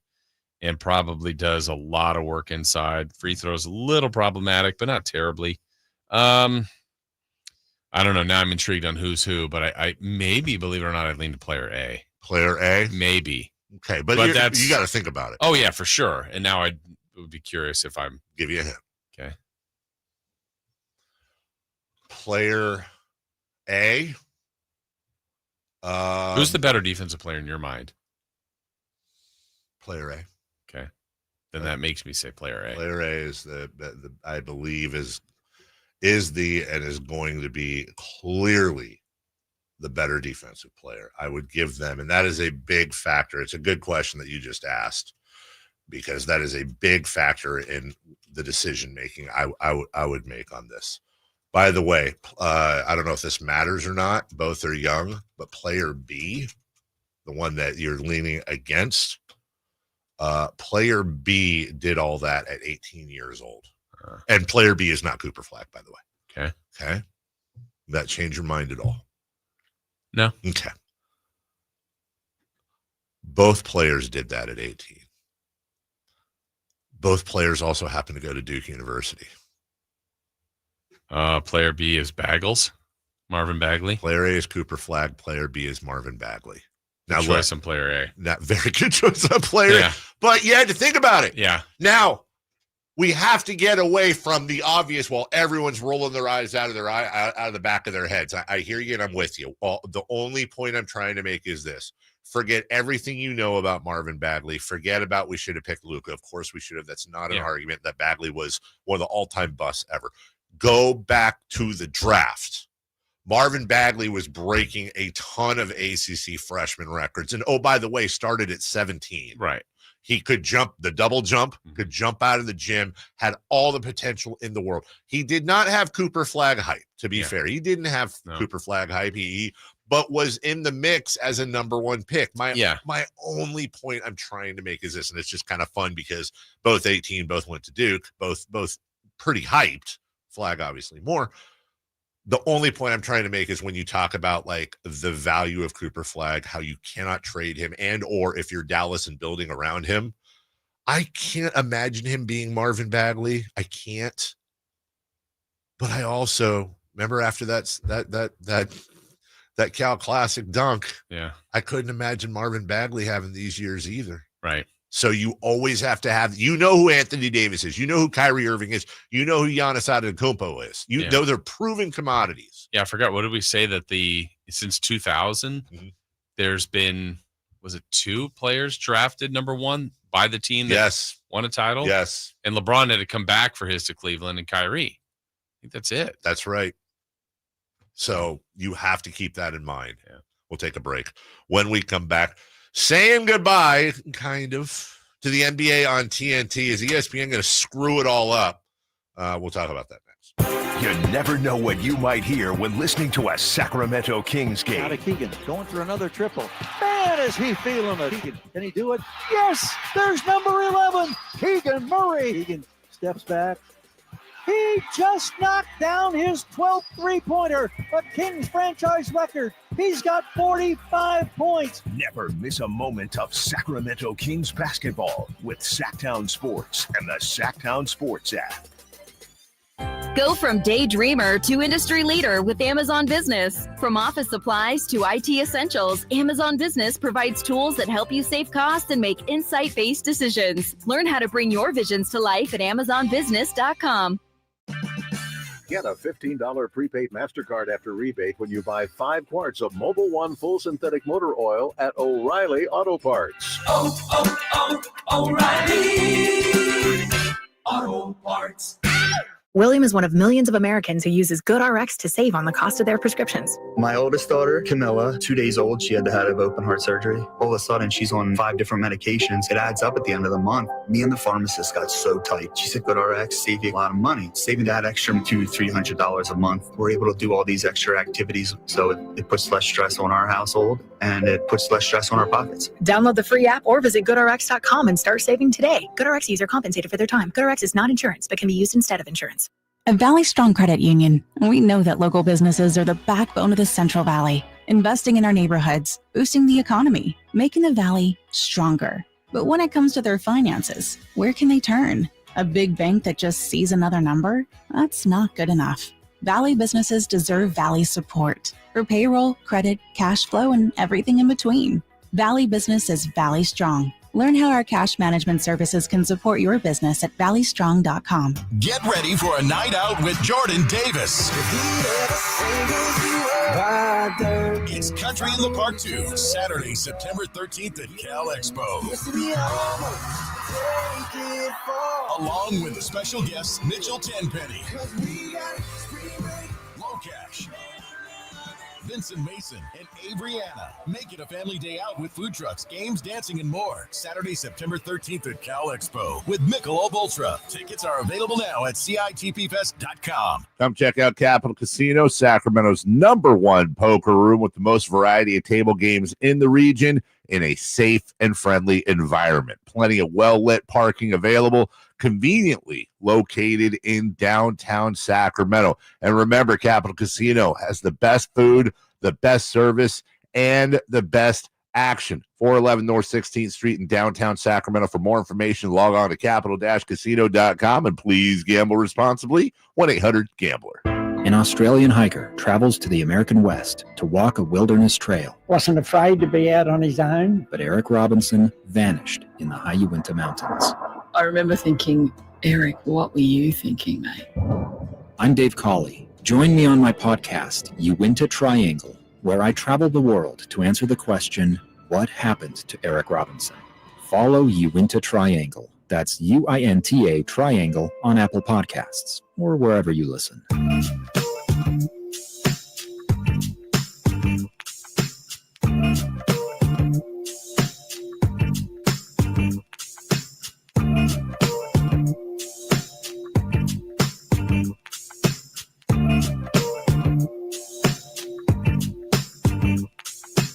The only place in the morning to get your sports fix. Live and local. The Carmichael Dave Show with Jason Ross.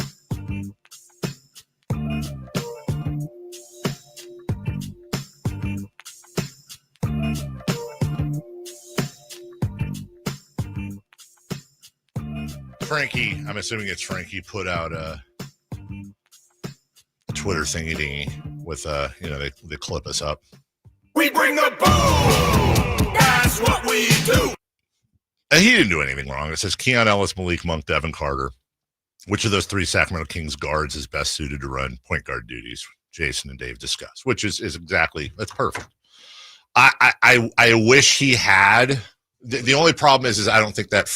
Only for people to yell at us. Yeah, like I wish you idiots. They need a real point guard. I wish it had said the context in there is if you had to pick one of those three. If you were we get that's not the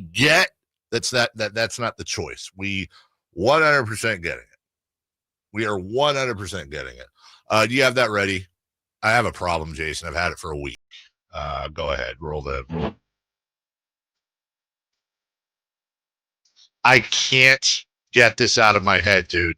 When did it get in your head? When I was in England. Because I was listening to it on a train. I have this little Beatles playlist. And this isn't Beatles. Well, I was listening to it, and one of the reasons I like this song, which is It's Much Too Late to Say Goodbye by Julian Lennon on KHTK, everybody. Sorry, I hit the post. He's got to fade it real quick, but this is I love That's this. the anthem you want for Kings games? No. Let's bring him out. Well, it's much too late. Hold on, go back to the beginning, Chris. Now that I think we're allowed to. As long, yeah, can you imagine Scott Boak?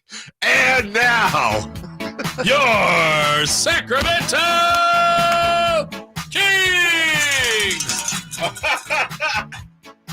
That'd pump everybody up.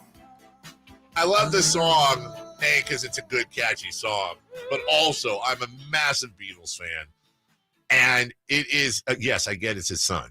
It is indecipherable.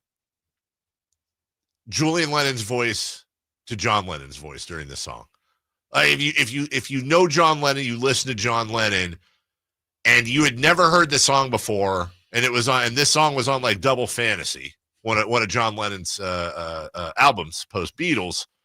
No one would be like, "That's not John Lennon." They would know it was. They'd be, "Oh yeah, that's John." But I can't get it out of my head now, and I don't know if there's like So you wanted it in all of ours? Yes, wanted to share that fairness. Because honestly, like when you have hiccups, they say like scare you, which never works, or drink, eat peanut butter, hold your breath. Peanut butter? You never had to eat peanut butter? Well, I've had to eat peanut butter. No. Wait, have you ever had to eat peanut butter? butter? I don't know. That'd be weird. Eat the peanut butter now. You did have to eat that peanut butter and tuna sandwich. I did one time. What? Yeah.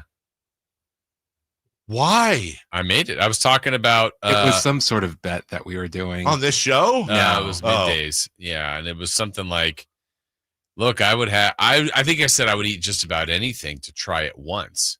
Oh, would you? Yeah. Well, and I said, like even like peanut butter and tuna. And they're like, really? I go, well, I mean, I like both things.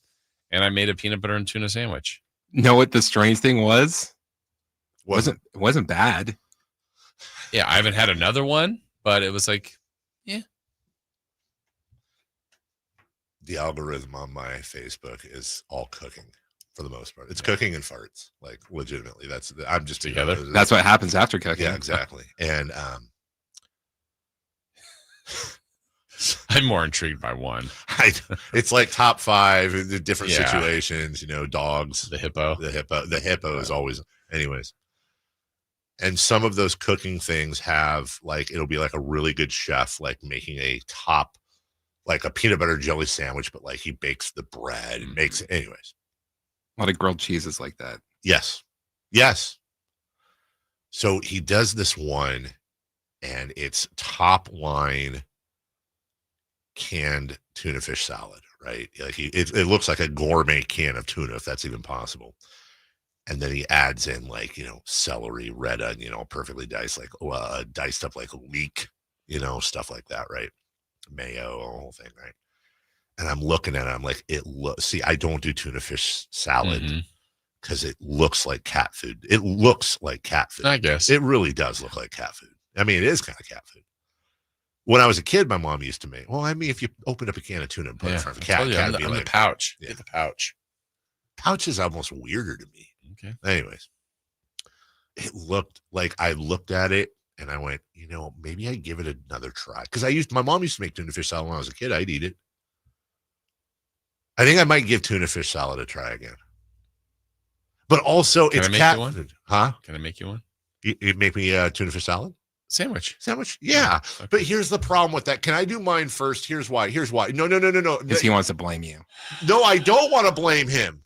What if I make everything that I put in the tuna fish salad is things I would like, and I make it perfectly, and I still don't like it, right? And then I could be to Jason and be like, yeah, dude, I do. What are you going to put in it?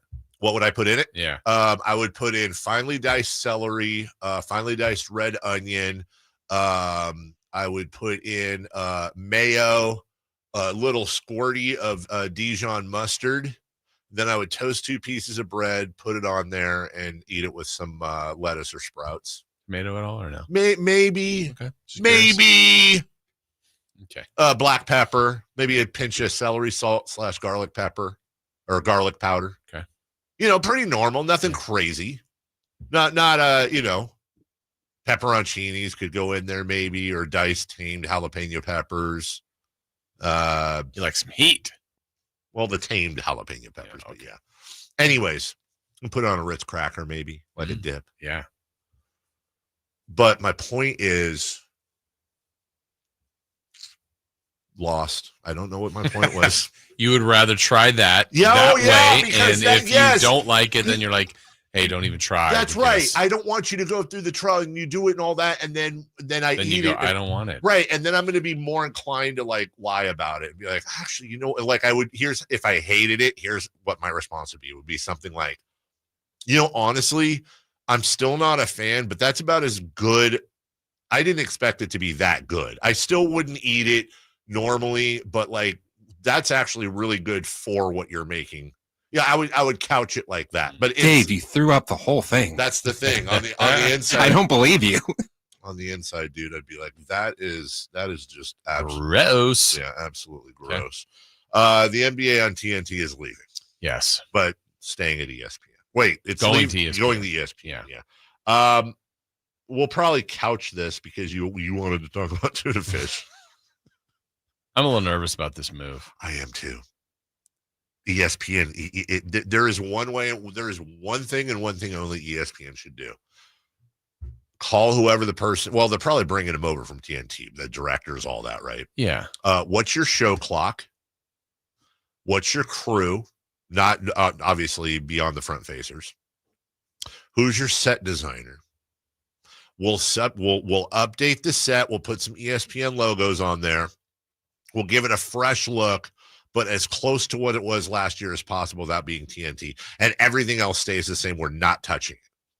We're not having special guests come in. We're not. Yeah, the music's going to change, I think. But if they try to ESPN this thing, throw in some other personalities, have 2-minute segments in and out, like you have to give these guys time. It's like the inside the NBA, Jason, to me is like a tea bag. Yeah.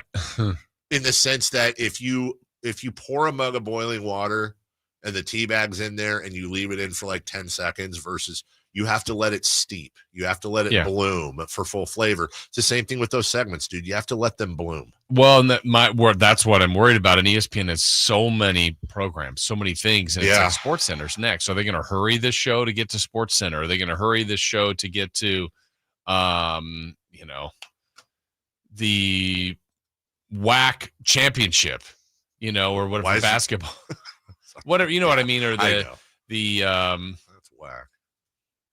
They just have so many different programs. And I know a lot of times, the logic is, the TNT's always, but it's an open forum. They kind of go as they like. And that's the beauty of the show. I'll tell you what, then when we're coming back, which in just a couple minutes, we're going to talk about what exactly changed this year for the Pacers as we begin our preview of Thursday's finals. Before that, though, Charles Barkley, big part, some would say, of NBA on TNT. He went on Dan Patrick yesterday and was asked about going to ESPN. You'll be interested to hear his what he said. Very blunt as usual. Next.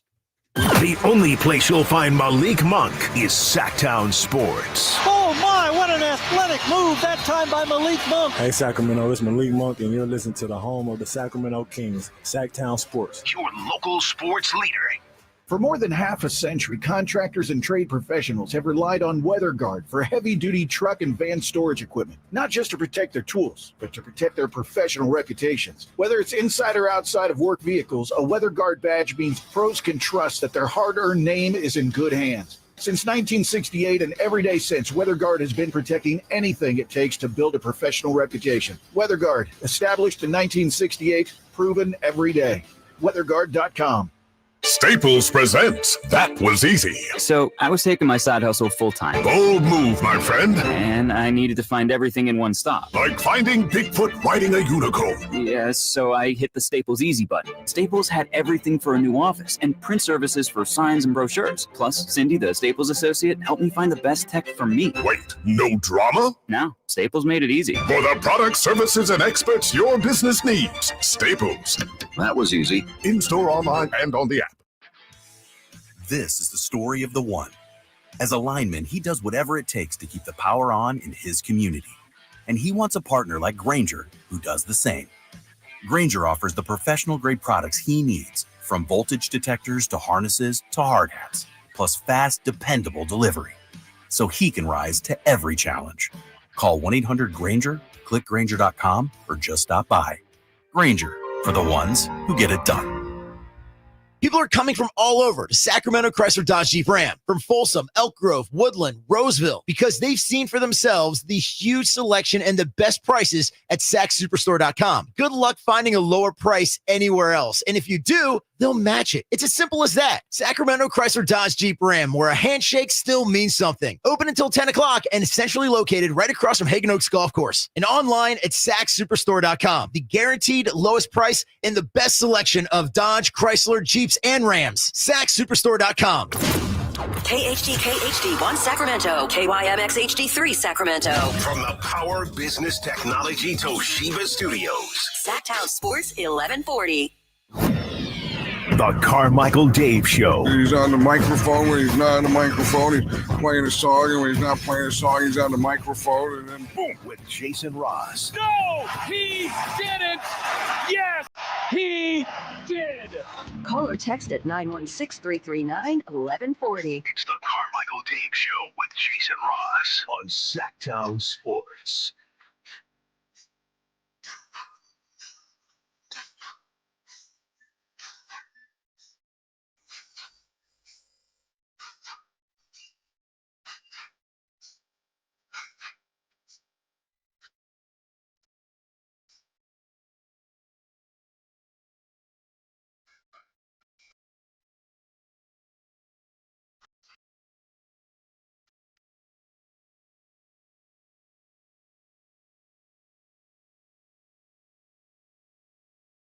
Come on, Matt. Louis C.K. tickets coming up a little bit later on. When do we want to do this, guys? Do we want to do it where you wrote it down in the? No. Okay, good. I thought maybe it was here. Where do we want to give these away?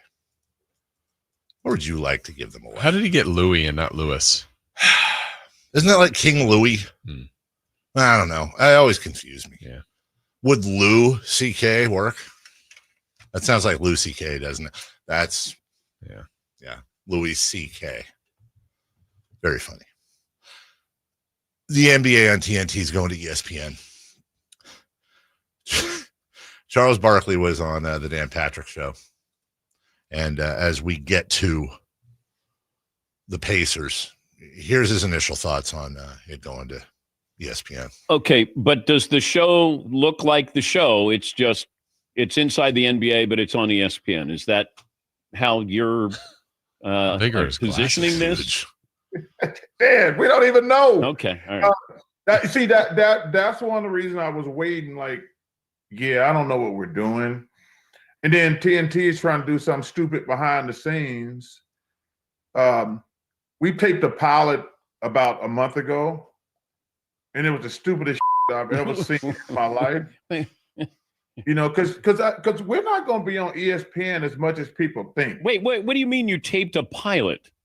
Well, because ESPN, because we're only probably going to be working for ESPN like half the time to 1/3 of the time. So I think TNT wants to do something, and we taped a pilot about a month ago, and it was the stupidest ever. Okay, so you're still going to do a show, an NBA show on TNT, and you're going to do a show on ESPN. Yes. Okay, good. But like I say, if they're being honest, we're going to probably work on ESPN 1/3 or half the time.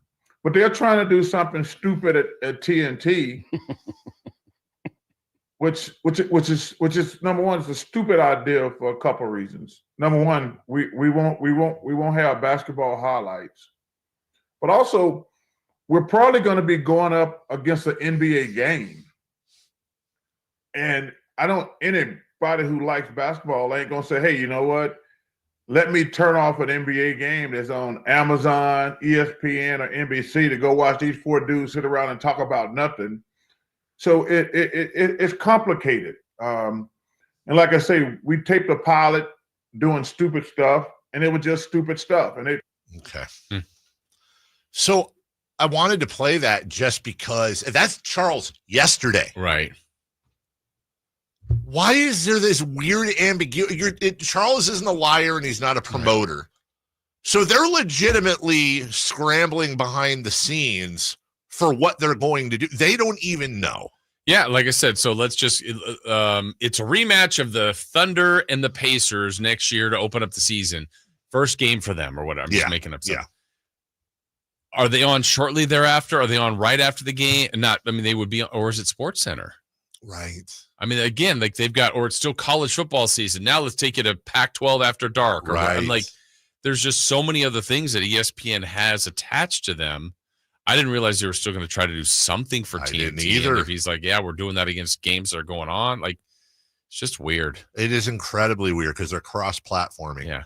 And TNT had exclusivity. Yeah. So when they were the, doubleheader of the second game, like people would watch that. They watch them. And that's the beauty of, you have the development of the Manning cast and these concurrent platforms that they do, which are fine. But to me, the beauty of inside the NBA is you and I are watching a game, and the first, you get your preview, fine. You've got two Hall of Famers and Kenny Smith, a former champion, who are breaking down what they want to see and what they expect, okay? Led by the best in the business, Ernie Johnson. The game happens, and then immediately you go to them at halftime, and they're all sitting there, and you're kind of testing your thoughts on the game versus what they noticed and what they're pointing out. It's real time. They're real time reacting to having watched the game together And now they're pointing out things in so many cases that you don't know, not to mention the humor and all that. Yeah. And then same thing when the game ends. They have the interview with the player, which is always a highlight. The players love doing it. They understand that's the marquee. It's not the Doris Burke or this or that. That is the highlight interview for the player. Even beyond the Scott Van Pelt live one, that is the marquee interview, the Inside the NBA on TNT interview for the players. They all want to do it. Nobody ever turns it down. So they get that. They have the back and forth with the player, again, in a way that reporters can't have. Yeah. That's the thing about the Inside the NBA, that, like the food you're eating, you're like, what is that ingredient?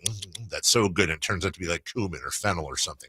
That's the fennel of Inside the NBA. Is their interviews with these players are completely different than what I can't ask Victor Wembanyama afterwards, why are you getting pumped so hard down low? Do you need to be better at, is it a muscle? What is the deal, dude? I expect more. I can't say that. Shaq can. Barkley can. Yeah. Is that going to exist? Yeah, because I think about other things. Think about when they do like Monday Night Football. See if Aikman and Buck doing the game. It's a great game. And then, as soon as it's over, they go to SVP. Yes. And maybe he does a little interview back with them, and then they recap that. And then now he's got another football expert in. They break down the game, and then on to other highlights. And boom, boom, boom, boom, boom. I just don't know how this is all going to – they'll figure it out, but I just don't know if it's not going to be what we've been used to. I think that's the bottom line. And the problem is – and somebody mentioned how they adjusted the Pat McAfee show and all that.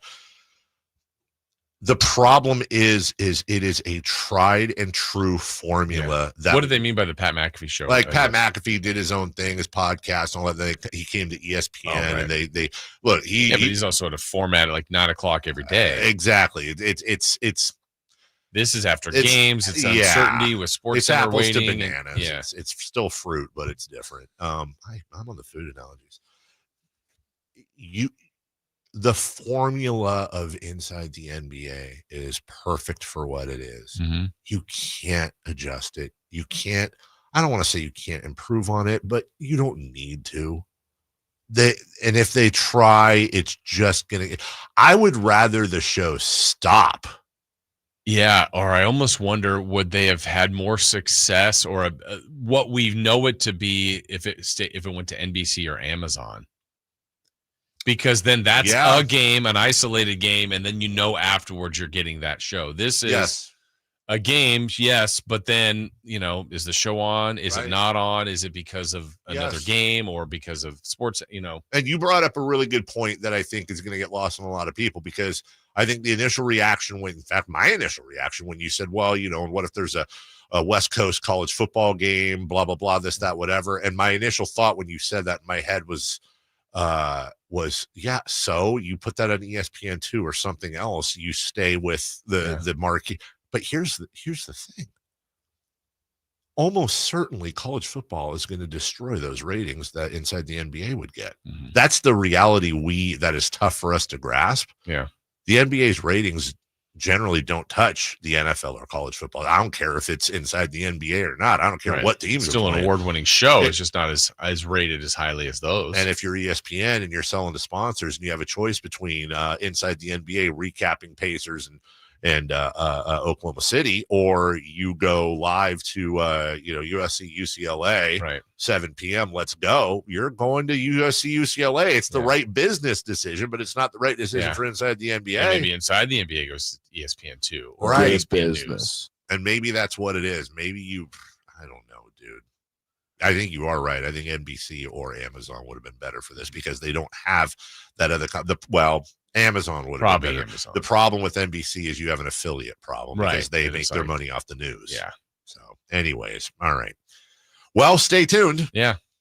On December 8th, the Indiana Pacers were 10-15. They were in a three-way tie for 9th in the East with Chicago and Detroit. They had lost to Philadelphia, New Orleans, Brooklyn, 2 to Toronto, 2 to Charlotte. That's the team that's in the finals. The Kings, by the way, were 2 games ahead of them in the standings. The Suns were about 3.5 ahead of them in the standings. Yeah. What the hell happened? Right. I remember at the beginning of the year, Tyrese got off to a slow start. Yeah. And whether that was kind of that Olympic hangover. Remember, he didn't play that much or whatever, but he was, gold medalist, and he had some fun with that even on social media. I don't know what the slow start was for them, but I mean, that does not seem like a finals team at 10-15 with some really bad losses. And then, as you've pointed out, really since January, I mean, they've been literally the second best team. They've got great wins. They had a great postseason run. They've looked as confident as anybody. It's amazing that you could be that much into a season. Like, oh, they started slowly at 6-8. Well, this is 25 games of the season. 5 games below 500. Yeah, that is unlike any of these other teams that are in contention. I mean, Cleveland was 15-0. I mean, it's just, they set the tone from the get-go. Like, okay, we're going to have a special year. To your point about Tyrese Halliburton's slow start in the first full month of the season, the month of November, Tyrese Halliburton averaged 14.5 points a game on splits of 34 from the field, 25 from beyond the arc, 66 from the free throw line. I didn't even remember that. I knew he had a tough start. Keep in mind, the following month, he went from 34 to 43 from the field, 25 to 37 from beyond the arc, and 66 to 90% from the line. So that really is what it was. What changed? Well, first off, Tyrese Halliburton changed. Secondly, it also takes a little while to marinate when you add players. And I think that was a big part of the Pacers. They added in those players. They needed to, again, marinate with each other. That sounds weird. And get their acts together. They did, but they've just been, as we said before, other than Oklahoma City, they've been the best team in the NBA in 2025. Yeah, and it shows you that, sometimes you don't have to make, 5 trades, fire a coach, do all this stuff. They just kind of stayed with it. They were a team that was in the conference finals a year ago. And for whatever reason, the slow start did happen. For whatever reason, Tyrese got off to the slow start. But, man, once they found a groove, they found that identity. They've always been, even with the name of the team, the Pacers. Like last year, remember, they were playing historically fast. This year, they've been just as fast. They score quickly. There's really no – if you miss, they're running. If they make, they get out of the net and go. So they are going to put pressure on you at all times they offensively. Yeah, and that's why I think there is an interest – like Oklahoma City, for as young as they are, they're the more experienced playoff team. They've been there. They are the more the Indiana Pacers are the closest thing to Cinderella between these two. It ain't Oklahoma City, but I feel like Indiana. Look, I think matching the physicality is going to be the biggest challenge for the Pacers, but I think they could be up for it. I think this could be a very the Pacers are going to have to come out in game 1 and be like, no, dude, we're standing our ground, and they need to throw an elbow. They need to have a hip check. They need to send a message. And quite frankly, and I never, ever, I will never condone hurting a player. They 100% don't need to be dirty. But I might foul Shai Gilgeous-Alexander a little hard in the first quarter. Like, he comes down that lane, he tried. I may make him hit the ground a few times. Not hard, but, do the whole slide across into the second row. Who's the guy to do that? Turner? Siakam? Yeah, I think those are the two guys. Yeah. I think Turner or Siakam. I really Toppin, I don't know. Yeah, maybe. They're going to have to step it up. They're going to have to step up the physicality. They're not going to win as physical as Oklahoma City is. I don't see any way for Indiana to win a finesse game. I don't think that they can stay. If this becomes a finesse series for Indiana, I think they get swept. I think Indiana's, we've talked about this before in other series. I think Indiana's only hope in this series is it's a fight in a phone booth. They got to get up in, they got to know what kind of gum they're chewing. Yeah. They got to get up in their ear. I think it'll be important too look, they're going to probably have to win. Well, they have to win at least one in OKC. Yes, they do. Factually. But they might have to win multiples, but I feel like they have to win one of those first two. I agree with you. Down 2-0 when you're already the pretty heavy underdog. Is it impossible? No. But barring any injuries, I think that would be tough for them to win 4 of 5. It's going to be tough to win 4 of 7. But I feel like for Indiana, that needs to be at least one win out of the first two for them, for them to have a legit chance, I think. And, weirdly enough, I think for Indiana to win, but like you said, they have to win one. I think they have to win two in Oklahoma City. Probably. Because I think Oklahoma City is going to win one at least in Indiana. They can win anywhere. I got one more comparison for you going back to the Cooper Flag deal. Oh, yeah, the player A? Yeah, so let me give you player A again, but I'm going to give you a new player B, all right? Okay. You have player A's numbers already in front of you? Yep. Okay, all right, let me then just give you player B. Which I should say, player A is the same player A, right? Correct. Yeah, 19.2 points per game, 7.5 rebounds, 4.2 assists on 48, 38, 84, and a PER of 30.4. Okay. New player B? New player B. Same age. Okay. 22.6 points a game. Ooh. 8.9 boards. 2.1 assists. On splits of 68, 34, Ooh. 64. A PER of 40.8. Wow.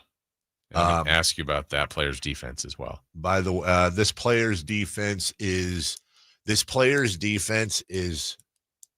again not as good, not on the same level as player A, but I will say this player is a better athlete than player A better pure athlete than player A. Okay, I'm taking you gave me heights on 6'9", 6'11". What's this player be? 6'7". It's a 6'7" forward. I think I'm taking player B now. Mm-hmm. Well, like player B before, that was Marvin Bagley, who also went to Duke. 18-year-old Marvin Bagley. Yeah. This player was also, and player A is 18-year-old Cooper Flag, who right? who went to Duke. This player is also 18 and went to Duke. And his name is Zion Williamson. Here's my question. Again, we're going back to whether or not the Mavs should, finishing that topic. Was Zion Williamson more hyped than Cooper Flag? Yes. I think he was too. Yeah. I think he was too. So that is what's keeping Nico Harrison up at night. You won the stinking lottery here. There's no doubt about it. But you have an opportunity to cash in on a sure thing that you could acquire for what's behind door number 3. Now, that being said, Cooper Flag could also be a revolutionary generational superstar that wins multiple championships and is a first ballot Hall of Famer. He could be, but it's so hard at 18.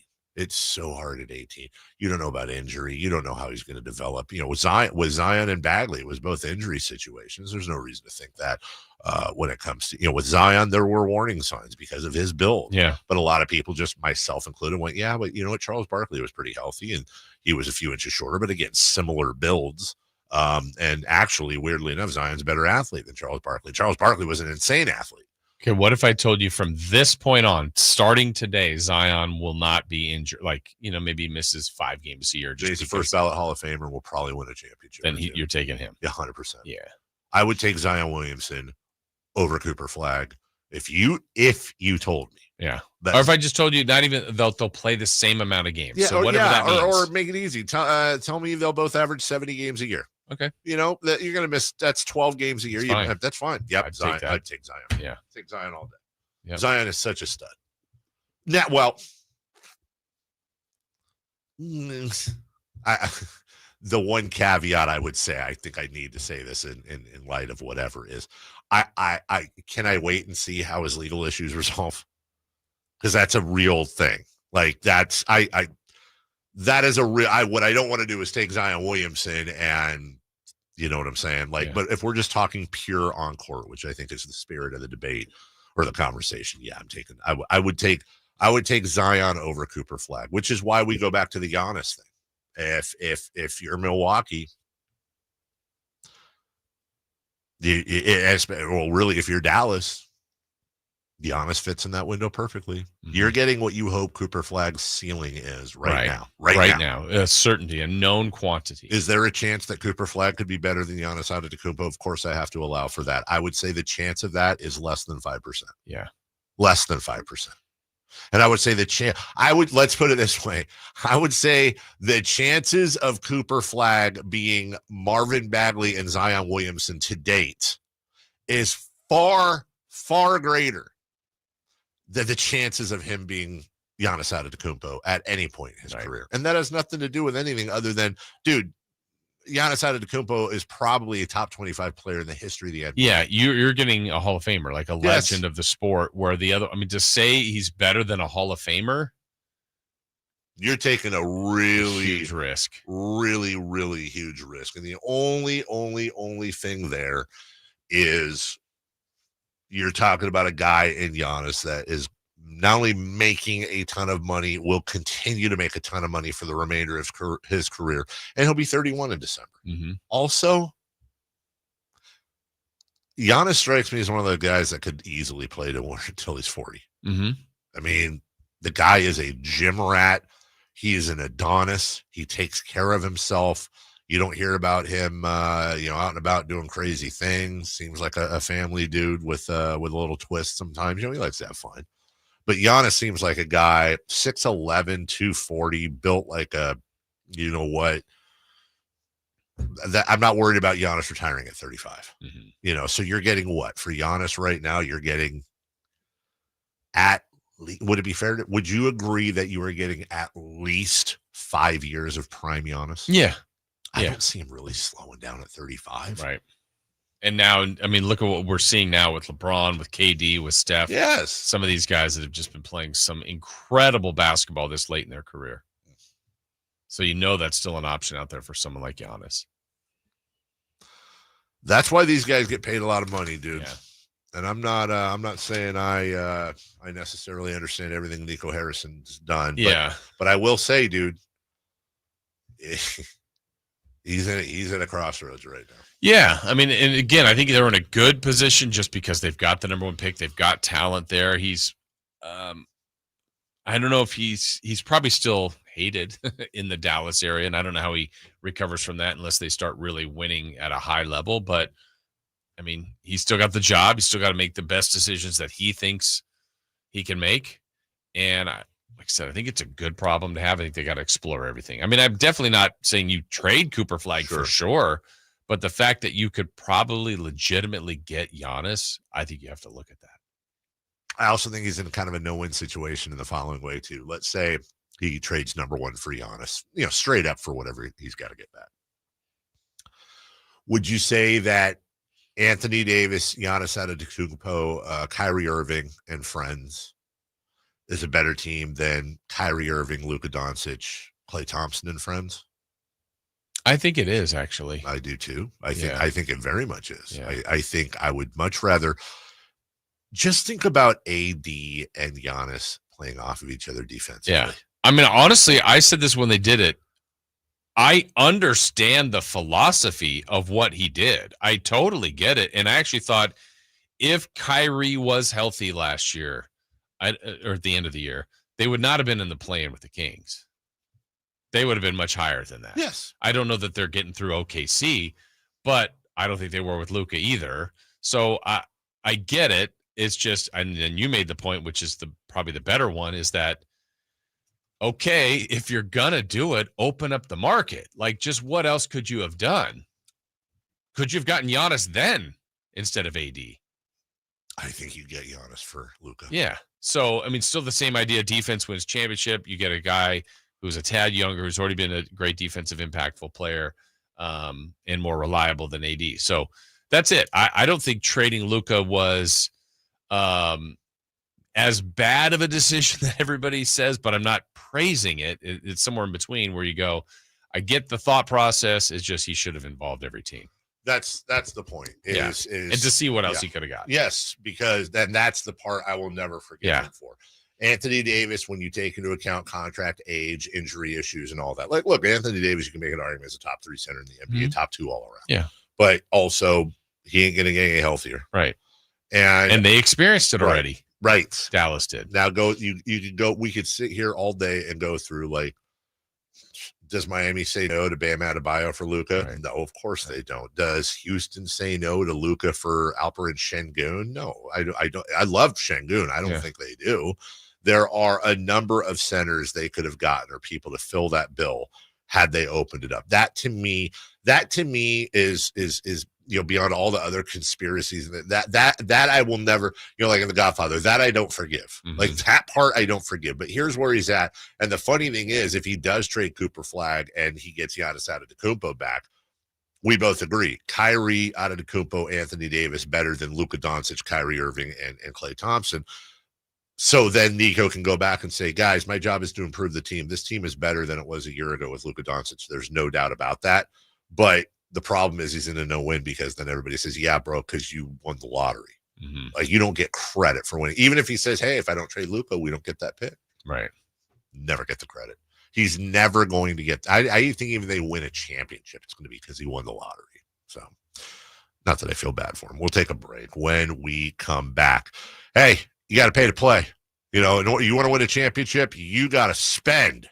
Or do you? We'll explain that next. The only place you'll find Keegan Murray is Sacktown Sports. Out to Keegan Murray, straight away for three, and Keegan knocks down the triple. Hey, Sacramento, it's Keegan Murray, and you're listening to the home of Sacramento Kings, Sacktown Sports. Your local sports leader. Come check out Capital Casino, Sacramento's #1 poker room with the most variety of table games in the region in a safe and friendly environment. Plenty of well-lit parking available, conveniently located in downtown Sacramento. And remember, Capital Casino has the best food, the best service, and the best action. 411 North 16th Street in downtown Sacramento. For more information, log on to capital-casino.com, and please gamble responsibly. 1-800-GAMBLER.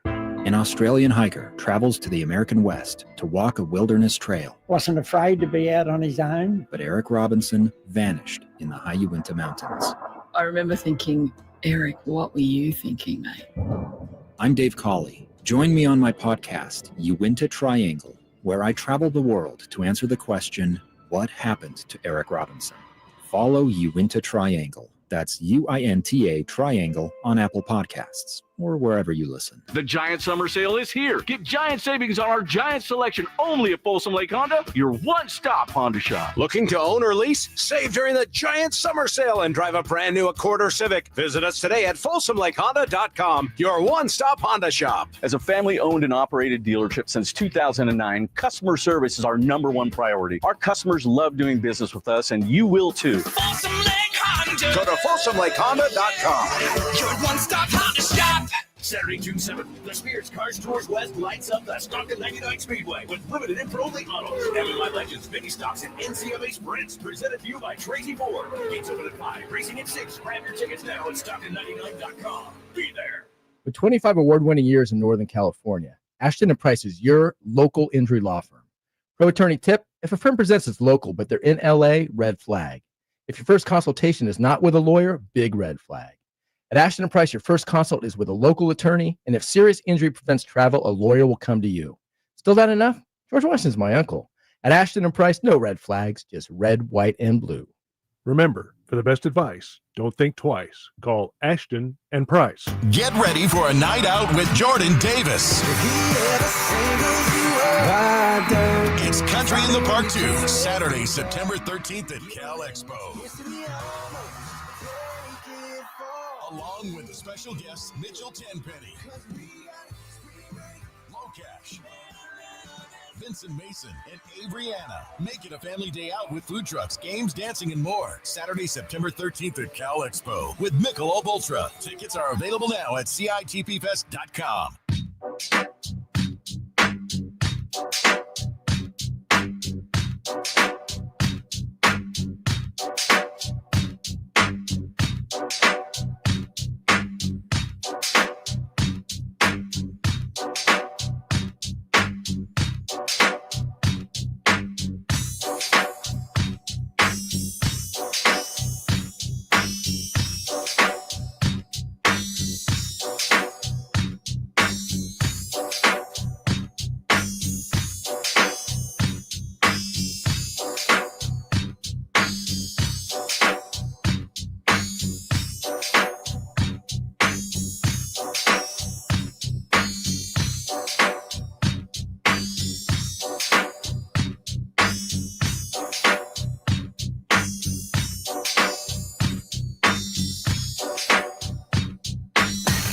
Carmichael Dave. He has very good sources, and he just kind of tells it as it is and gets to the point. Jason Ross. He has a lot of pretty smart things to say. He's good at what he does. On Sacktown Sports.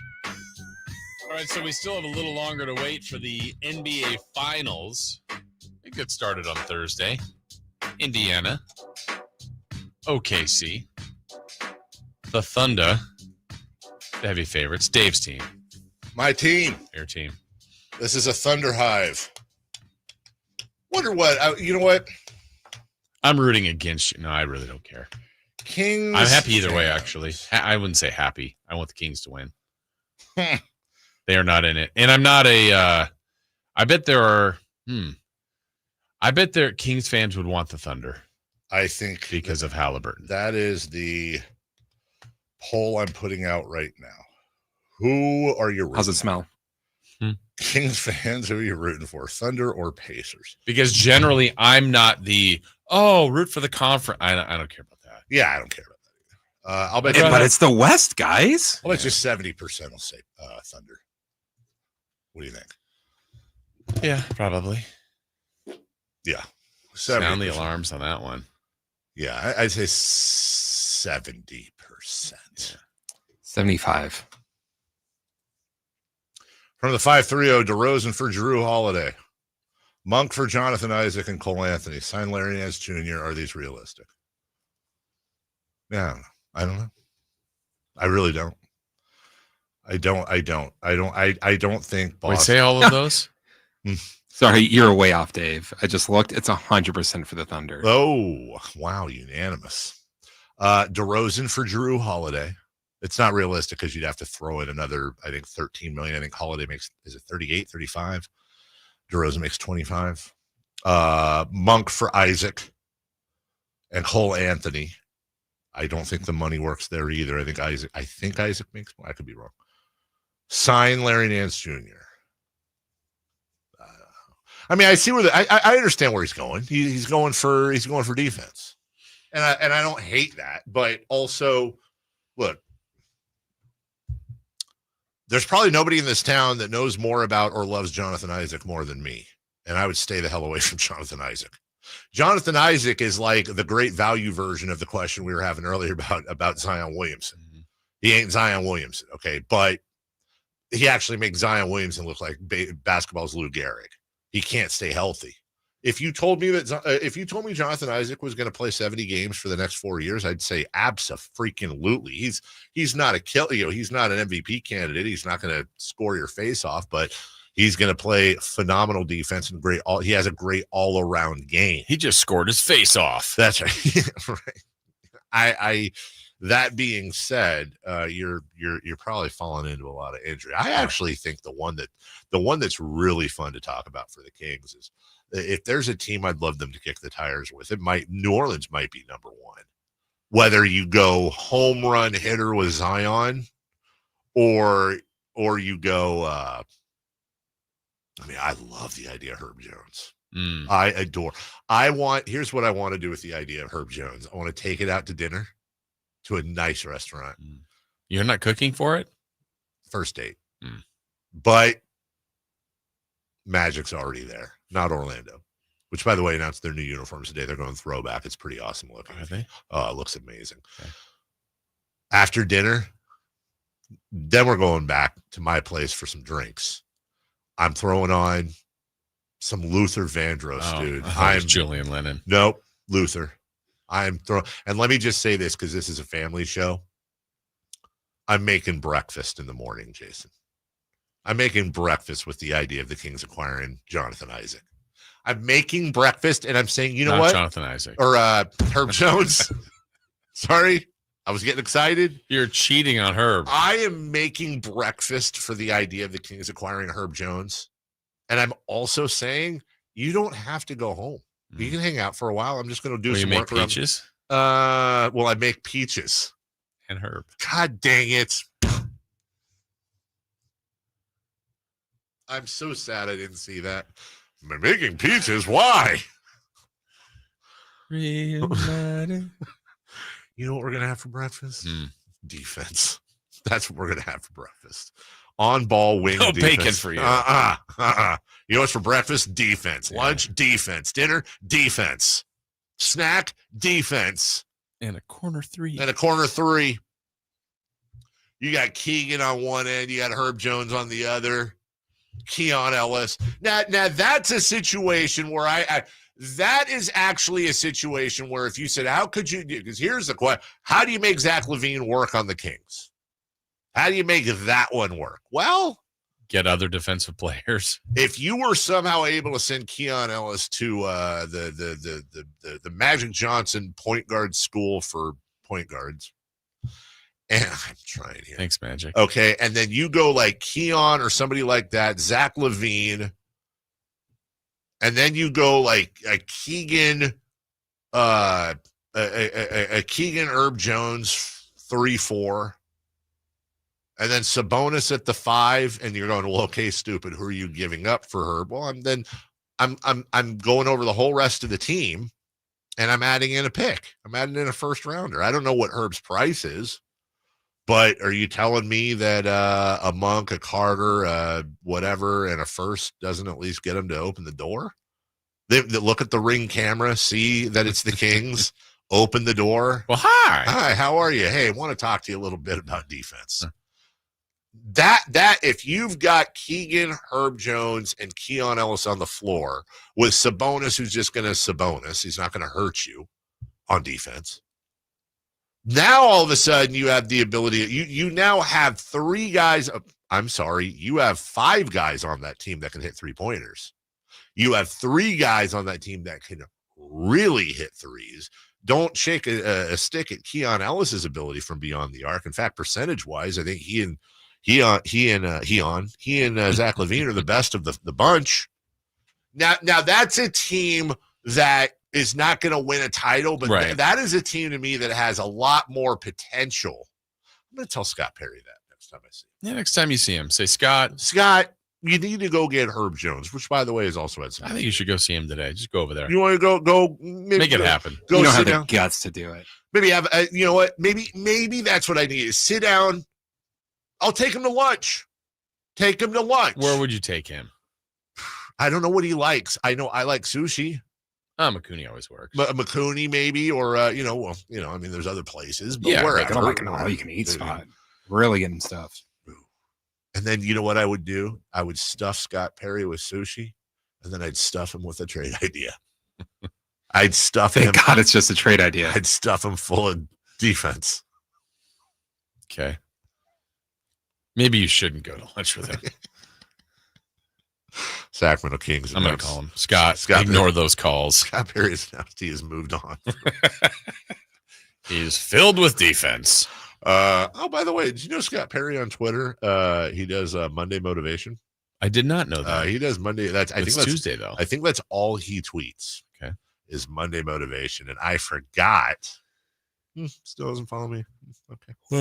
Well, maybe if you go to that lunch, you can tell him. Say, hey, Scott. The reason we're here is I'm going to stuff you with defense and follow me on Twitter. Scott, I'm going to need you to follow me. You follow 278 people. Let me see. Does he follow anybody else? Here's where I'll get mad. If he follows me. Does he follow you? I don't think so. I don't know.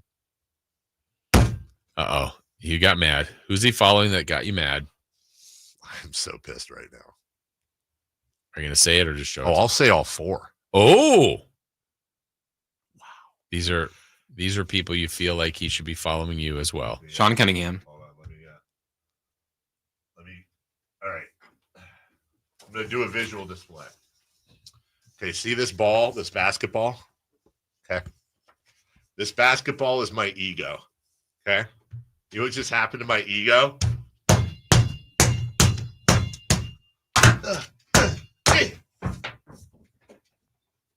Uh-oh. You're going to have Tom get you another one. You got guesses? Uh-huh. There's 4. 4 I see. Fun. I don't know which one I'm more pissed about. By the way, no offense to any of these guys. Good for them. Of course not. ABC 10's Kevin John. Okay. ABC 10's Matt George. Former KHTK, I don't know what he's doing now, but I'm sure he's still around. Damian Barling.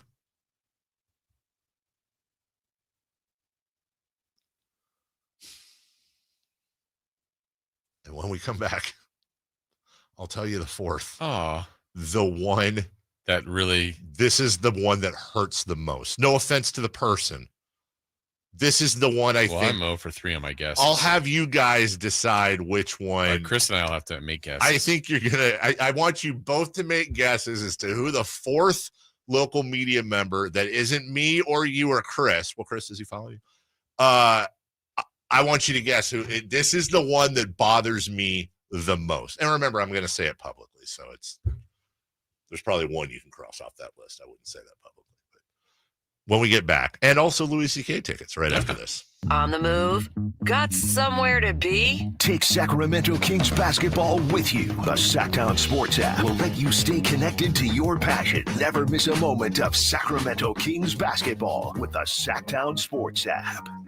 Hey, Green Gobbler here. So you've got a clogged drain in your bathroom. Water in the sink's overstaying its welcome. You're spitting today's toothpaste on top of yesterday's toothpaste. You hope that it go away. Yeah, clogs don't just go away. I make them go away. I'm Green Gobbler, the only clog dissolver you need. I'm bleach-free, safe for your pipes, and I work.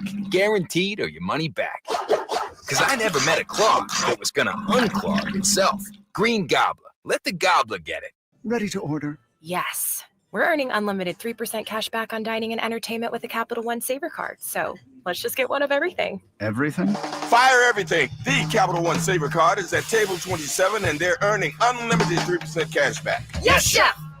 This is so nice. Had a feeling you'd want 3% cash back on dessert. Ooh, tiramisu. Earn unlimited 3% cash back on dining and entertainment with the Capital One Saver card. Capital One, what's in your wallet? Terms apply. See CapitalOne.com for details. Hey, it's Mike Rohn. If I have a choice, I like to do business with companies that actually stand for something.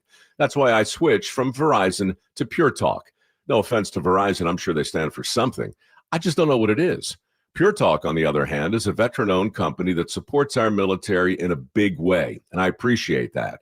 Yeah, I also appreciate unlimited talk and text and plenty of data for half the cost of the big guys, and I do like being on America's most dependable 5G network for just $20 a month, but what I really appreciate is no contract, no cancellation fees, and Pure Talk's commitment to handle all their customer service in this country. I saw it for myself.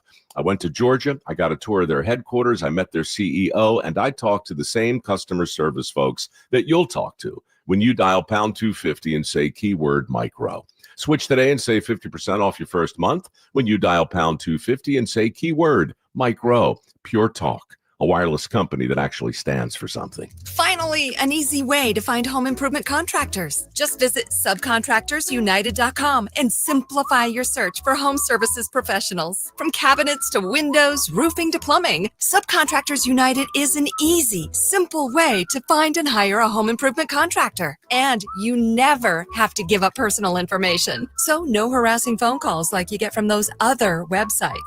Subcontractorsunited.com is sponsored by D&D Cabinets and Savage Design. Summer's almost here, and so are popsicles, pool days, and a lot of smiling. Make sure your kiddo's smile is ready with a visit to Kids Care Dental and Orthodontics. Our expert team makes dental visits easy and fun with sensory-friendly hours for kids who need a calmer environment. We can also accommodate same-day treatments, and to save you time, if your child needs multiple treatments, we can often do them all at once. Appointments fill up fast, so don't wait. Beat the summer rush and schedule online at kidscaredental.com. That's kidscaredental.com, where healthy, happy smiles begin.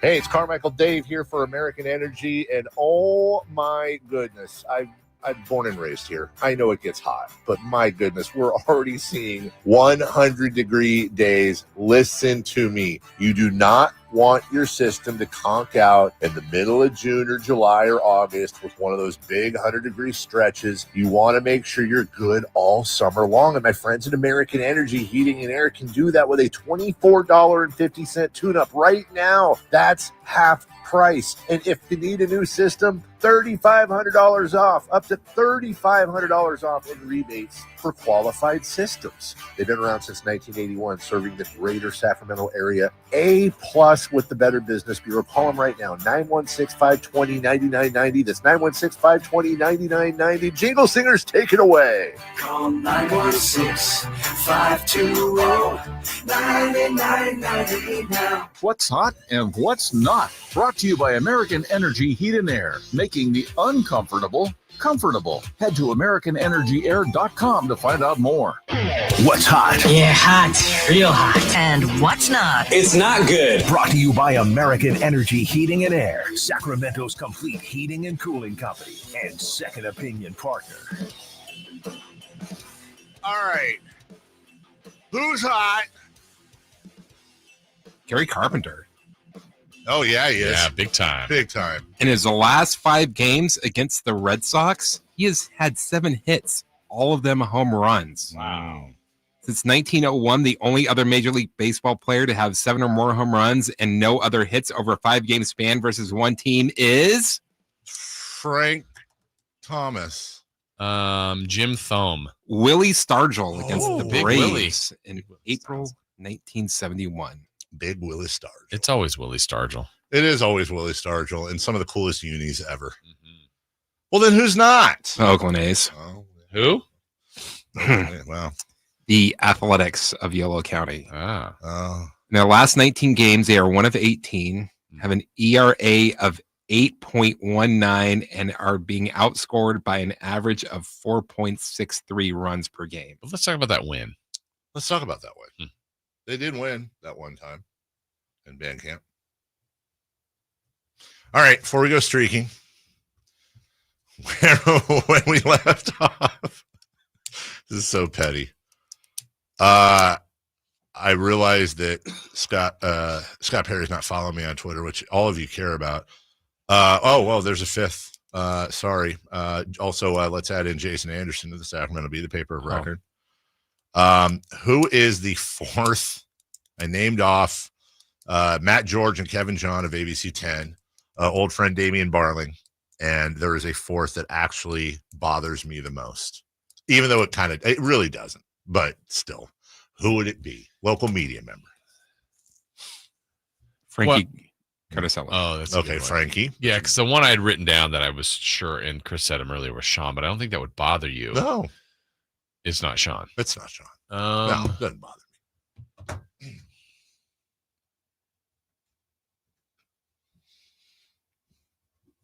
I don't know. You don't know?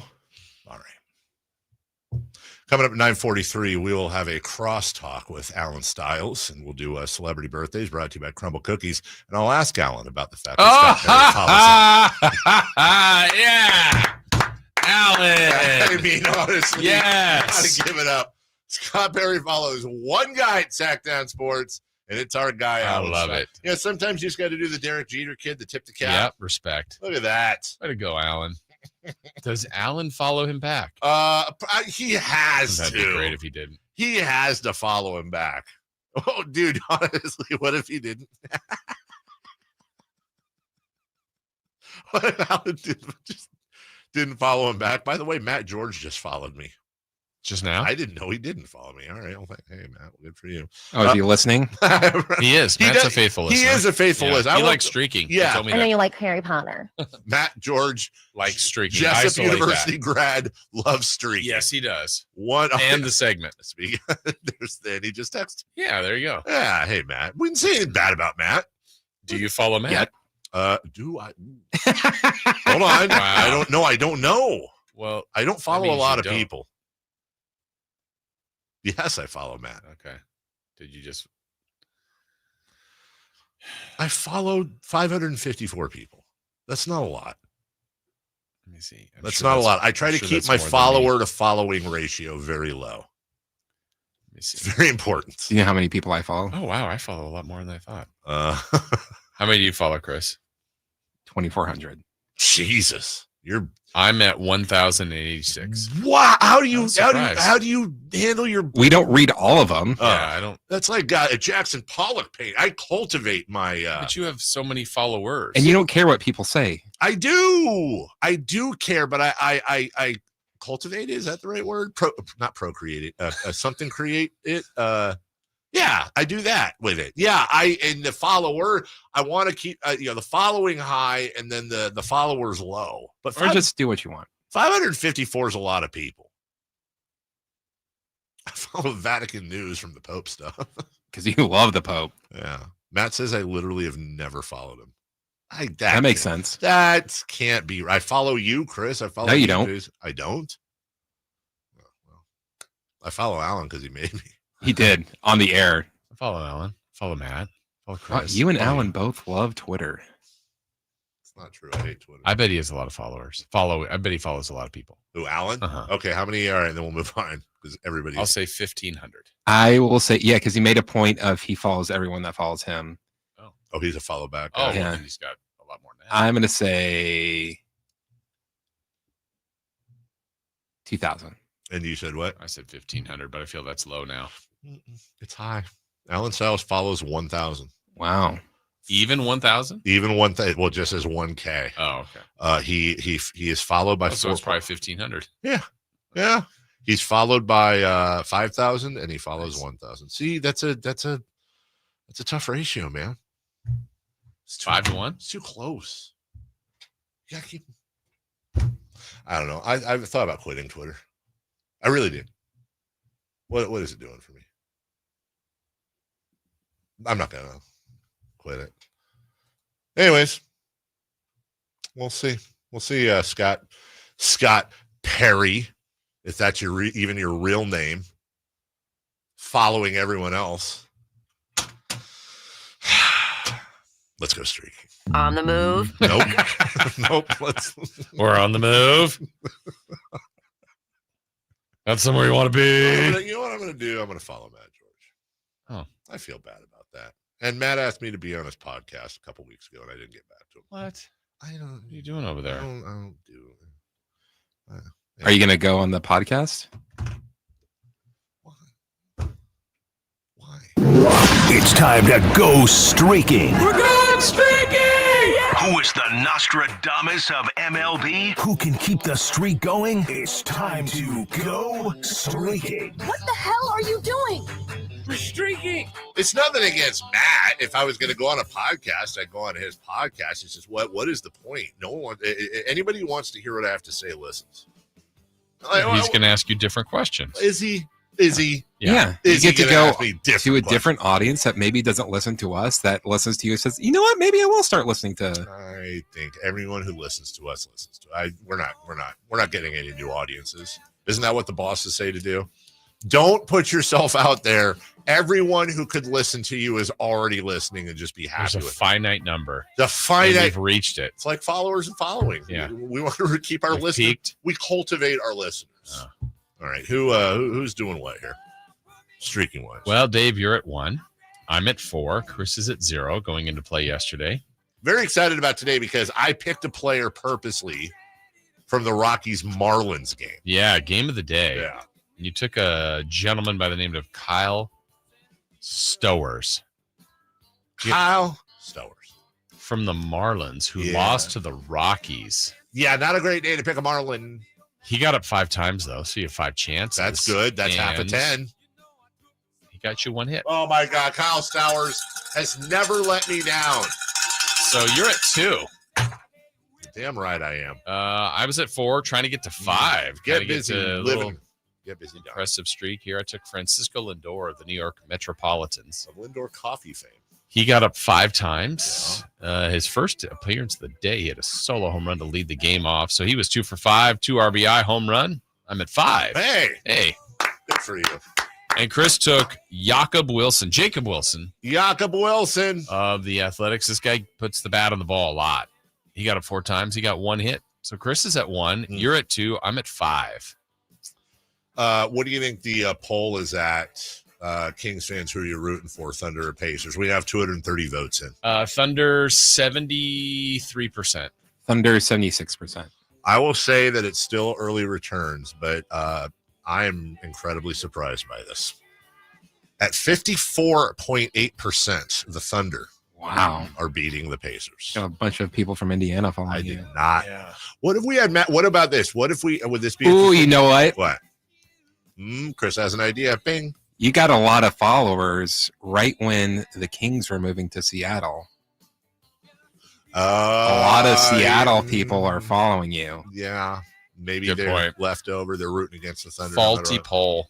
What if we gave Matt a segment? What if we killed two birds with one stone? What if I went on Matt's podcast, but the deal is he had to StreamYard, and we did like a 20-minute segment on this show, and then he could record it and play it on his podcast. We can do that. Well, we can do that. He could interview, and he get 2 for 1. We could go. You and I go on his podcast together, but he comes on and he does the interview with us. And that way, our listeners get it, and his listeners get it. I kind of like it when Matt does that. He does that. The only thing I could see from Matt where he wouldn't like it is just like, well, then what's the point of me putting up my? Well, to his audience that doesn't listen to us, like you were just talking All about. right. Okay. From the 916, Verlad changed his pick for once. Shocking. There's one guy on here. I love his bit. He hates that Verlad takes Jackson Holiday all the time. He loves who he's taking today. He thinks I'm obsessed with the Pope, and Verlad has a love affair with Jackson Holiday. Well, he does. Yeah, he does. And he has the songs. Yeah, he does. Make the whole world sing.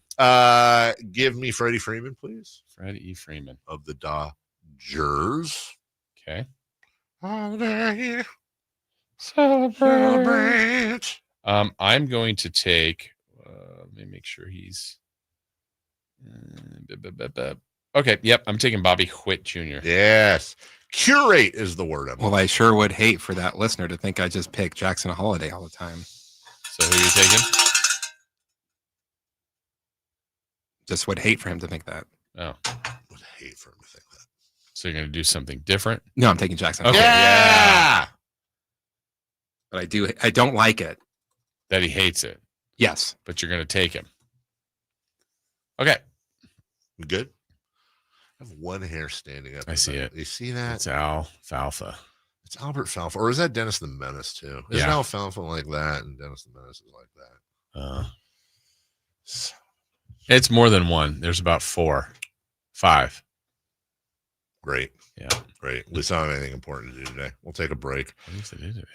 When we come back, 9:00, the Athletics all quarter century baseball team is out. We'll talk about that. Agree, disagree, argue. We'll also take right now. We got a pair of tickets for Louis C.K. at the venue, Thunder Valley, June 14th. That's next Friday. I will be there with friends and family. So come say hello and also say, hey, it's a meet and greet with me featuring Louis C.K. at Thunder Valley. Enjoy a night full of laughs with the first comedian to sell out Madison Square Garden 3 times for the same tour. Louis C.K. is bringing his ridiculous tour to the venue at Thunder Valley Saturday, June 14th. And we want to send you and a friend to experience it. Look for lucky caller number 3. We're looking for number 3 to score a pair of tickets to a rare time when I go out in public. And, oh, yes, Louis C.K. as well. 1-800-920-1140. Call in right now. We're right back after this. On the move? Got somewhere to be? Take Sacramento Kings basketball with you. The Sacktown Sports app will let you stay connected to your passion. Never miss a moment of Sacramento Kings basketball with the Sacktown Sports app. Some people just know they could save hundreds on car insurance by checking Allstate first. Like to check for your wallet first before hitting the drive-thru.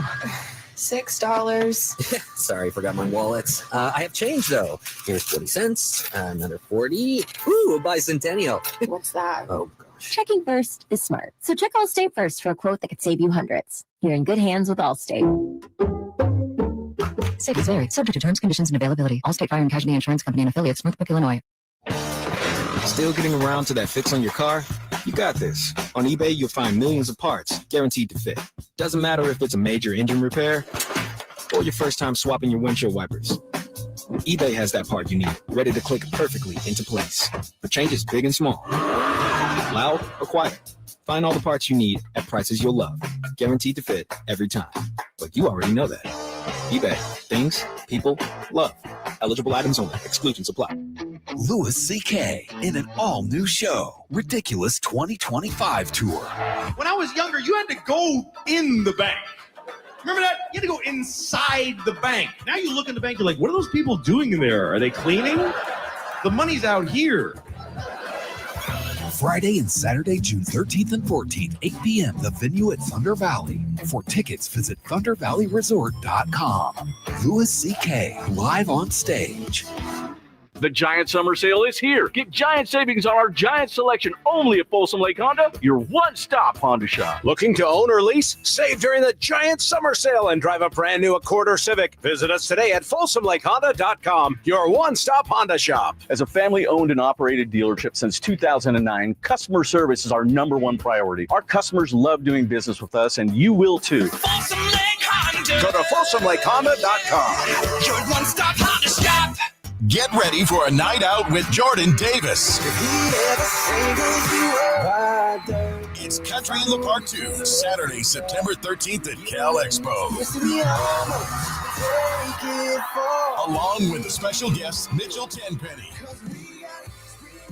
Locash, Vincent Mason, and Abriana. Make it a family day out with food trucks, games, dancing, and more. Saturday, September 13th at Cal Expo with Michelob Ultra. Tickets are available now at CITPFest.com. KHD1 Sacramento, KYMX HD3 Sacramento. From the Power Business Technology Toshiba Studios. This is Sacktown Sports 1140. The Carmichael Dave Show. He's on the microphone when he's not on the microphone. He's playing a song, and when he's not playing a song, he's on the microphone. And then boom, with Jason Ross. No, he didn't. Yes, he did. Call or text at 916-339-1140. It's the Carmichael Dave Show with Jason Ross on Sacktown Sports.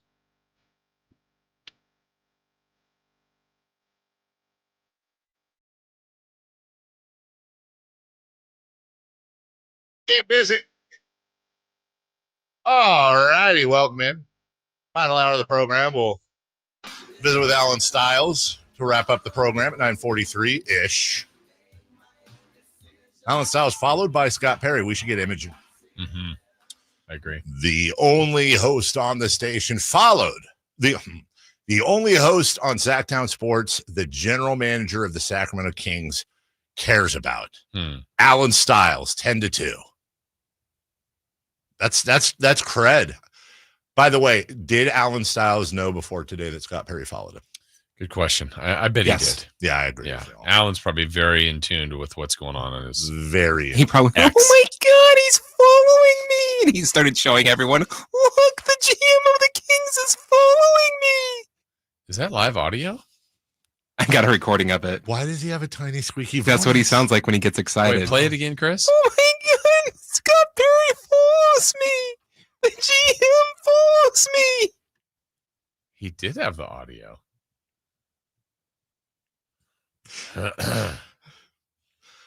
We need a palate cleanser before we get to baseball. Would you like some life advice? From? Does it matter? Scotty Scheffler. Okay. Didn't expect that, did you? Nope. Here's Scotty Scheffler. I'm going to play this on the TV broadcast here, Chris. Scotty Scheffler on life advice. Scotty, you've talked a lot about the importance of staying in the present, which can be hard for a lot of people. But where does that importance for you, the focus on that, come from? And is there anyone or anything throughout your life that has helped you get better at staying in the present? Well, yeah, my college coach, Coach Fields, was kind of the first person that introduced that concept to me. You know, I was when I first got to college, I was trying to date this girl whose name was Meredith, and you know, I would come out to the course, and if she shot me a text or gave me a phone call, I'd pick it up, and I was still trying to woo her at that point, and I'd get a little distracted when it came to practicing, and Coach sat me down one day and said, "Hey, listen. When you're at the golf course, you need to be focused on what you're doing at the golf course." He's like, when you're in class, you need to be paying attention in class. And he's like, when you get to do your social stuff, you need to be present where you are. And it's just, I think it's a better way to try to enjoy life. I mean, if I can be present where I am, like if I'm at home thinking about golf, am I going to be fully enjoying the time I get to spend with Meredith and Bennett? Probably not. And if I'm at the golf course thinking about being at home, I'm probably not going to be focused in my practice. I'm not going to get the most out of it. And so I think it's a daily battle to try and focus on the task at hand. And, I think it's a bit of a, kind of, living life to the fullest type of thing. I think when you're thinking about what you're doing, I think that's when you're living. Your thoughts, Jason? Pretty good idea right there. Is Scotty Scheffler the Shea Gilgeous-Alexander of golf? Like, doesn't he also, like, nobody cares about? I mean, I say nobody. I'm saying he's having the most dominant run of golf since Tiger Woods. Yeah, but he's kind of a bad boy. He has been in jail. Yeah. He has been in jail. And he's got a poopy baby. Oh, I saw that. That was just every time I think of him, I think of that brown now. stain. Just He's like, yeah, gross. Oh, you just won the memorial. Come here, kid. Yeah, and the wife's like, you take him. Yeah. That's okay. Yeah, that's fine. I'm good. Wow. No big deal. That's We'll get another one. Not a baby. Does it make you another onesie? Does it make you question Scotty Scheffler's performance as a golfer? Was he in the present there? He was. He was in present danger. Kid left a present for him. Anyways, let's get to baseball, Jason, and what I think is incredibly interesting. The Athletics all quarter century baseball team. So this is the last 20. This is since 2000. Yeah. I'll start with catcher. We'll just alternate here, I guess. The first name is the one they picked as the starter, and then you've got the ones behind. Yeah, these are the others that like closest in voting. You got Buster Posey. Yep. 3 titles. Winner. Yeah. Hall of Famers to be, absolutely. Benji Molina, long-time quarterback of the St. Louis Cardinals. Joe Mauer. Didn't Joe Mauer just get a statue? Oh, I'm not sure. I think he just got a statue. Oh, I think so, yeah. And Pudgy Rodriguez. Yeah. I'm surprised Pudge wasn't higher. Was it because didn't Pudge's career kind of carry some overlap? Yeah, Maybe. That's what I think, because Pudge is such a stud. I think they got that right. Absolutely. Okay. Absolutely. And Buster Posey should be number 1 on there. First base, Jason. They elected Albert Pujols, who's had obviously a legendary career over. Did he get to 700 home runs or 600? No, 700. I thought he did too. He was so I'm pretty sure he got it his last year. I want to say. Yeah, it was what he was chasing. I couldn't remember what the milestone was, whether it was 6 or 7. It had to be 7. Yeah, I'm pretty sure it was. He's one of the few, right? He is one of what? 3, 4. 4. Yeah. Well, Ruth, hold on. Aaron, Bonds. Wait, hold on. Did A-Rod get there, or was that 600? Pujols 703. Yeah. I don't think A-Rod made it. I think he got 600. Hold on here. The owner, are you talking about the owner of the T-Wolves. Yeah, so Pujols was number 1, followed by Miguel Cabrera, Freddie Freeman, Joey Votto. So the thing that's interesting about Freddie Freeman is obviously a lot of those, good portion of the 25 years he has not been playing. Alex Rodriguez. 696? 696. Yeah. Jeez. You can't hit 4 more home runs, no. Alex? Needed more juice. What a weenus. Come on, guy. All right. No, I like this. I look, kind of tough. I mean, that was so dominant. No, he 100% was. Also, Miguel Cabrera won a Triple Crown and was a stud too. But I agree with you. Actually, I just had these up. Let me just really quick bring up Miguel Cabrera's stats, Jason. Just because I just want to check this. Just do to make a comp. I just feel like, and feeling is not where you want to go. You want to know. You don't want to feel. But I feel like it's a lot closer than I think between the two of them. All right. Let's see. I'm going to think it's not, but I could be wrong. Okay. Miguel Cabrera hit 511 home runs to Albert Pujols' 706 or whatever. 703. Okay, no problem there. It's almost 200 more. Pujols had 3,384 hits to Cabrera's 3,174. 1,914 RBI for Pujols to 1,551 or 1,881. Sorry for Cabrera. 117 stolen bases for Pujols, 40 for Cabrera. Or their averages. Averages, it just gives me on base slugging, OPS, and OPS plus. So let me just give you the splits here. Pujols 374, 544, 918, 382, 518, 901. So Cabrera gets him in a couple places there. Cabrera with a lifetime WAR of 67.2, Pujols 101.2. In retrospect, not that close. Yeah. Not that close at all. That's why you don't want to feel, you want to know. Right. Cabrera had a hell of a year and he's a Hall of Famer. Yeah, or a hell of a career, but he's a Hall of Famer.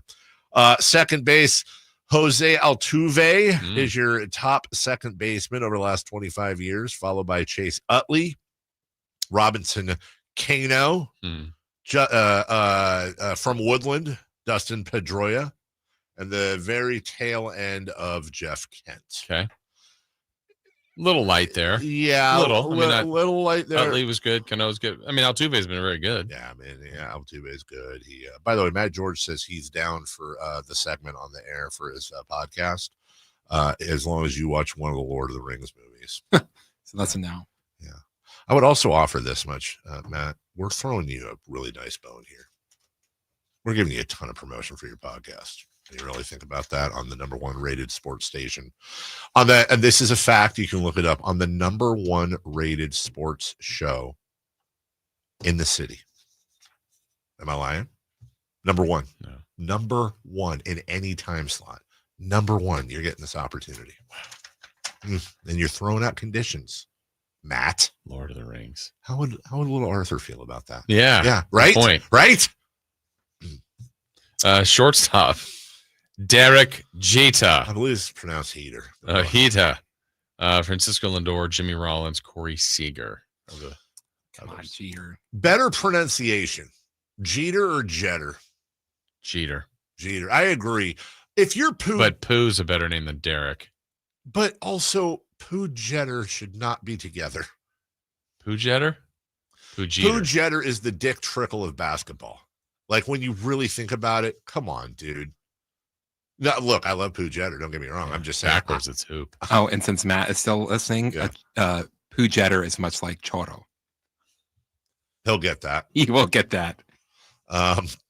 Francisco Lindor, Jimmy Rawls, Corey Seager. That's not a lot of. It's Jeter. Yeah, it's the cap. Third base is controversial. I think it's I don't think it is, but I hear you. Here's why. It's Adrian Beltre, followed by A-Rod, Chipper Jones, and Arenado. Here's why, and again, maybe I'm wrong here. Here's why I don't think it's that controversial. Because I'm not looking necessarily at the numbers. Alex Rodriguez played until my thing was like, when did he start? He started in '94. Okay, that's where I was going. So Alex Rodriguez is in 2016. But can I just cut off 2000? Because I wonder. Let me see where Adrian Beltre. Because Adrian Beltre has, to me, I love talking to Adrian Beltre. He has an incredible stats. Has one of the all-time really careers. Yeah. Right? And Beltre started in '98. Okay. I think that's part of the Where deal. did he end?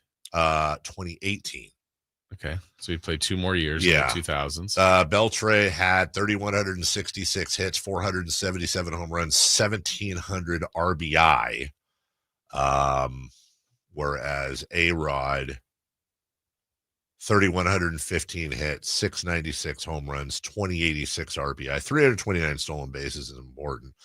Yeah, no, you're right, Jason. Yeah. That is. It's close. I mean, it was close on the ballot, too. Beltre won barely, but.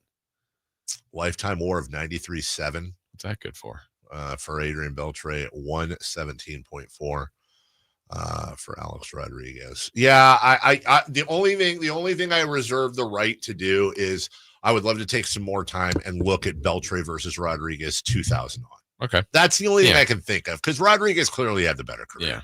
Left field, they go Bonds, the winner, followed by Manny Ramirez and Juan Soto. Yeah, barely. I mean, that says a lot for Juan Soto to be getting in there. I think that's absolutely right. Of course, it's Bonds. Center field, same thing. Carlos Beltran and I believe that's Andrew Jones. Yeah. Second and third, but it's Mike Trout. Yeah. I think they nailed the outfield too. Yeah, in the other spot. Well, okay. Here's where I have a discrepancy potentially between right field and DH. Okay. Because right field, they picked Ichiro. I have zero issue with Ichiro being that choice, followed by Judge, who was close, and Mookie Betts. Yes. And where I'll just jump to DH, they went Ohtani over Ortiz and Tomei. And I think if you're doing Ichiro, you go Ortiz. Yeah. If you do Ohtani, you go Judge as well. Yeah, I agree with you. I mean, Ortiz is like the epitome of DH. I completely agree with you.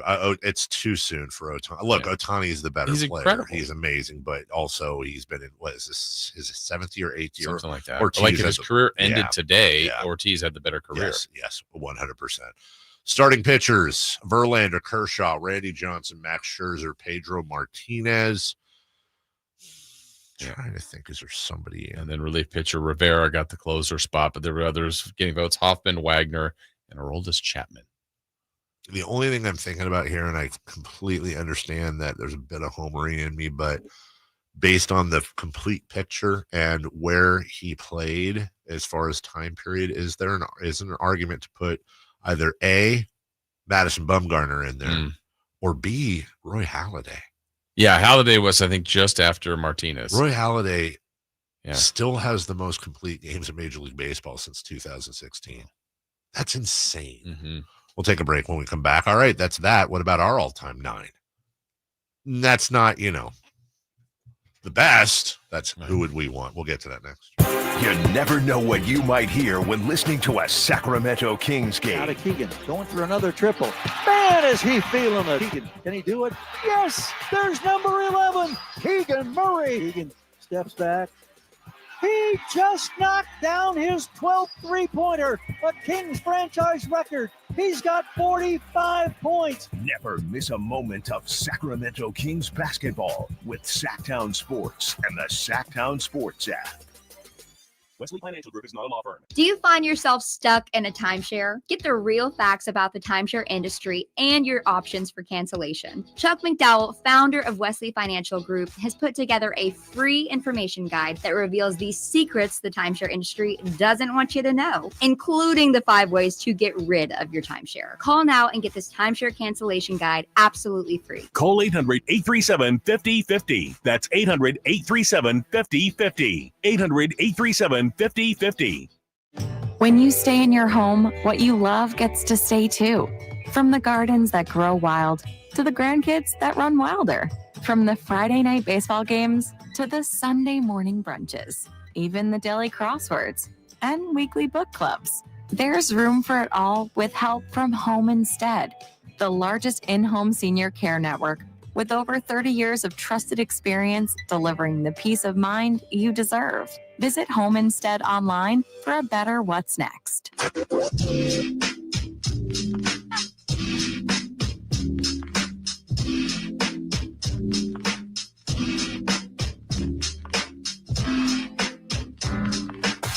Carmichael Dave Show with Jason Ross. Call or text at 916-339-1140. On Sacktown Sports.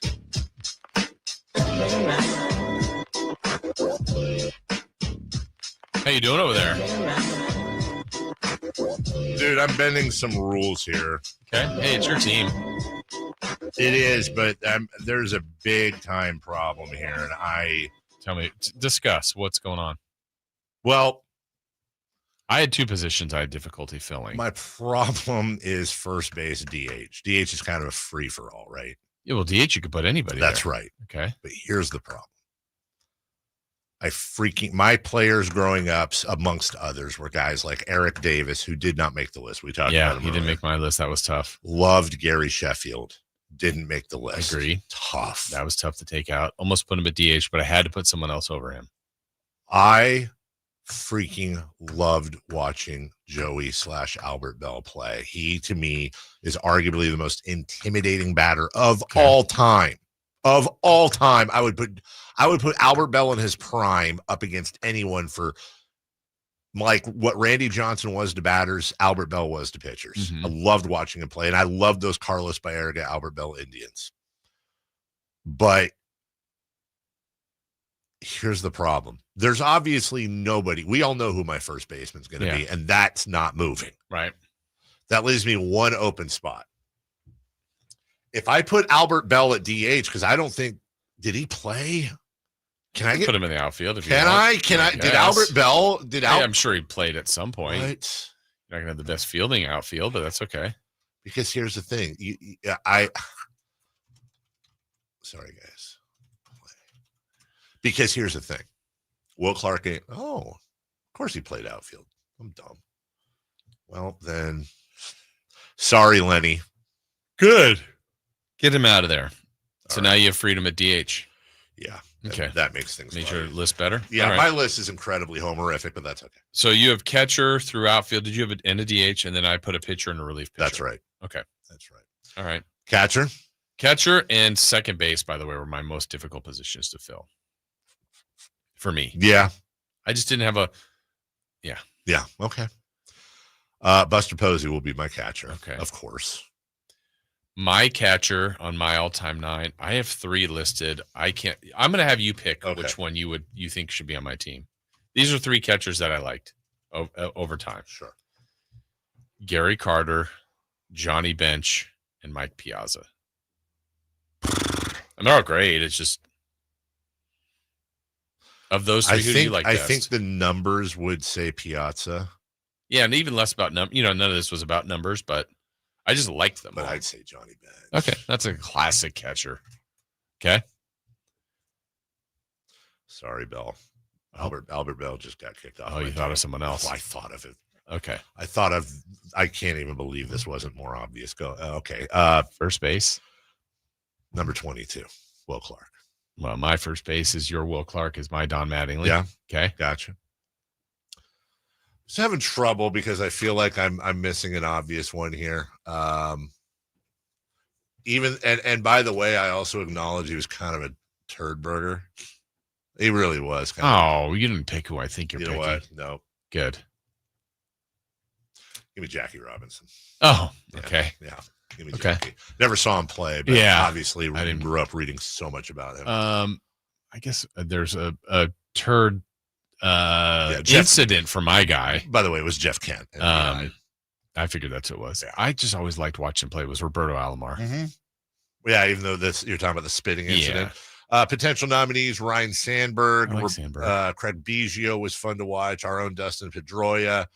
I wouldn't have. You know who I always thought was kind of underrated was Tony Phillips. Mm-hmm. Tony Phillips. I liked watching him play. But yeah, I mean, Roberto Alomar was a stud. Okay. All right. I cheated here. Okay.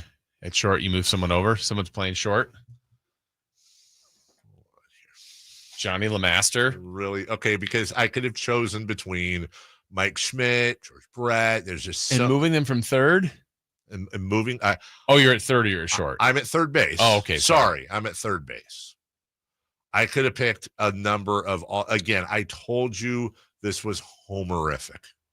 And I don't feel good about this pick. Matt Williams? Matt Chapman? No, it's you're not gonna like this. Okay. It's your team. So I can still get mad at it. Kevin Mitchell. That's fine. I liked Kevin Mitchell. Kevin Mitchell came up, and I remember I told you I had an affinity for those Mets teams. Yeah. Kevin Mitchell was a third baseman early on for the Mets. And then when he came and formed the Pacific Sox, I can't say Will Clark and not Kevin Mitchell. Yeah, you loved him. That is just 100% me being a homer, and I grew up loving him. Yeah. I'm going, come on. Greg Nettles. Of course, Greg There Nettles. we go. Third base. Shortstop. Uh-huh. Brandon Crawford. Oh. Who do you think I was going to pick? I don't know. I did not know Johnny LeMaster. I'm going Derek Jeter. Yeah, I mean, come on, the captain.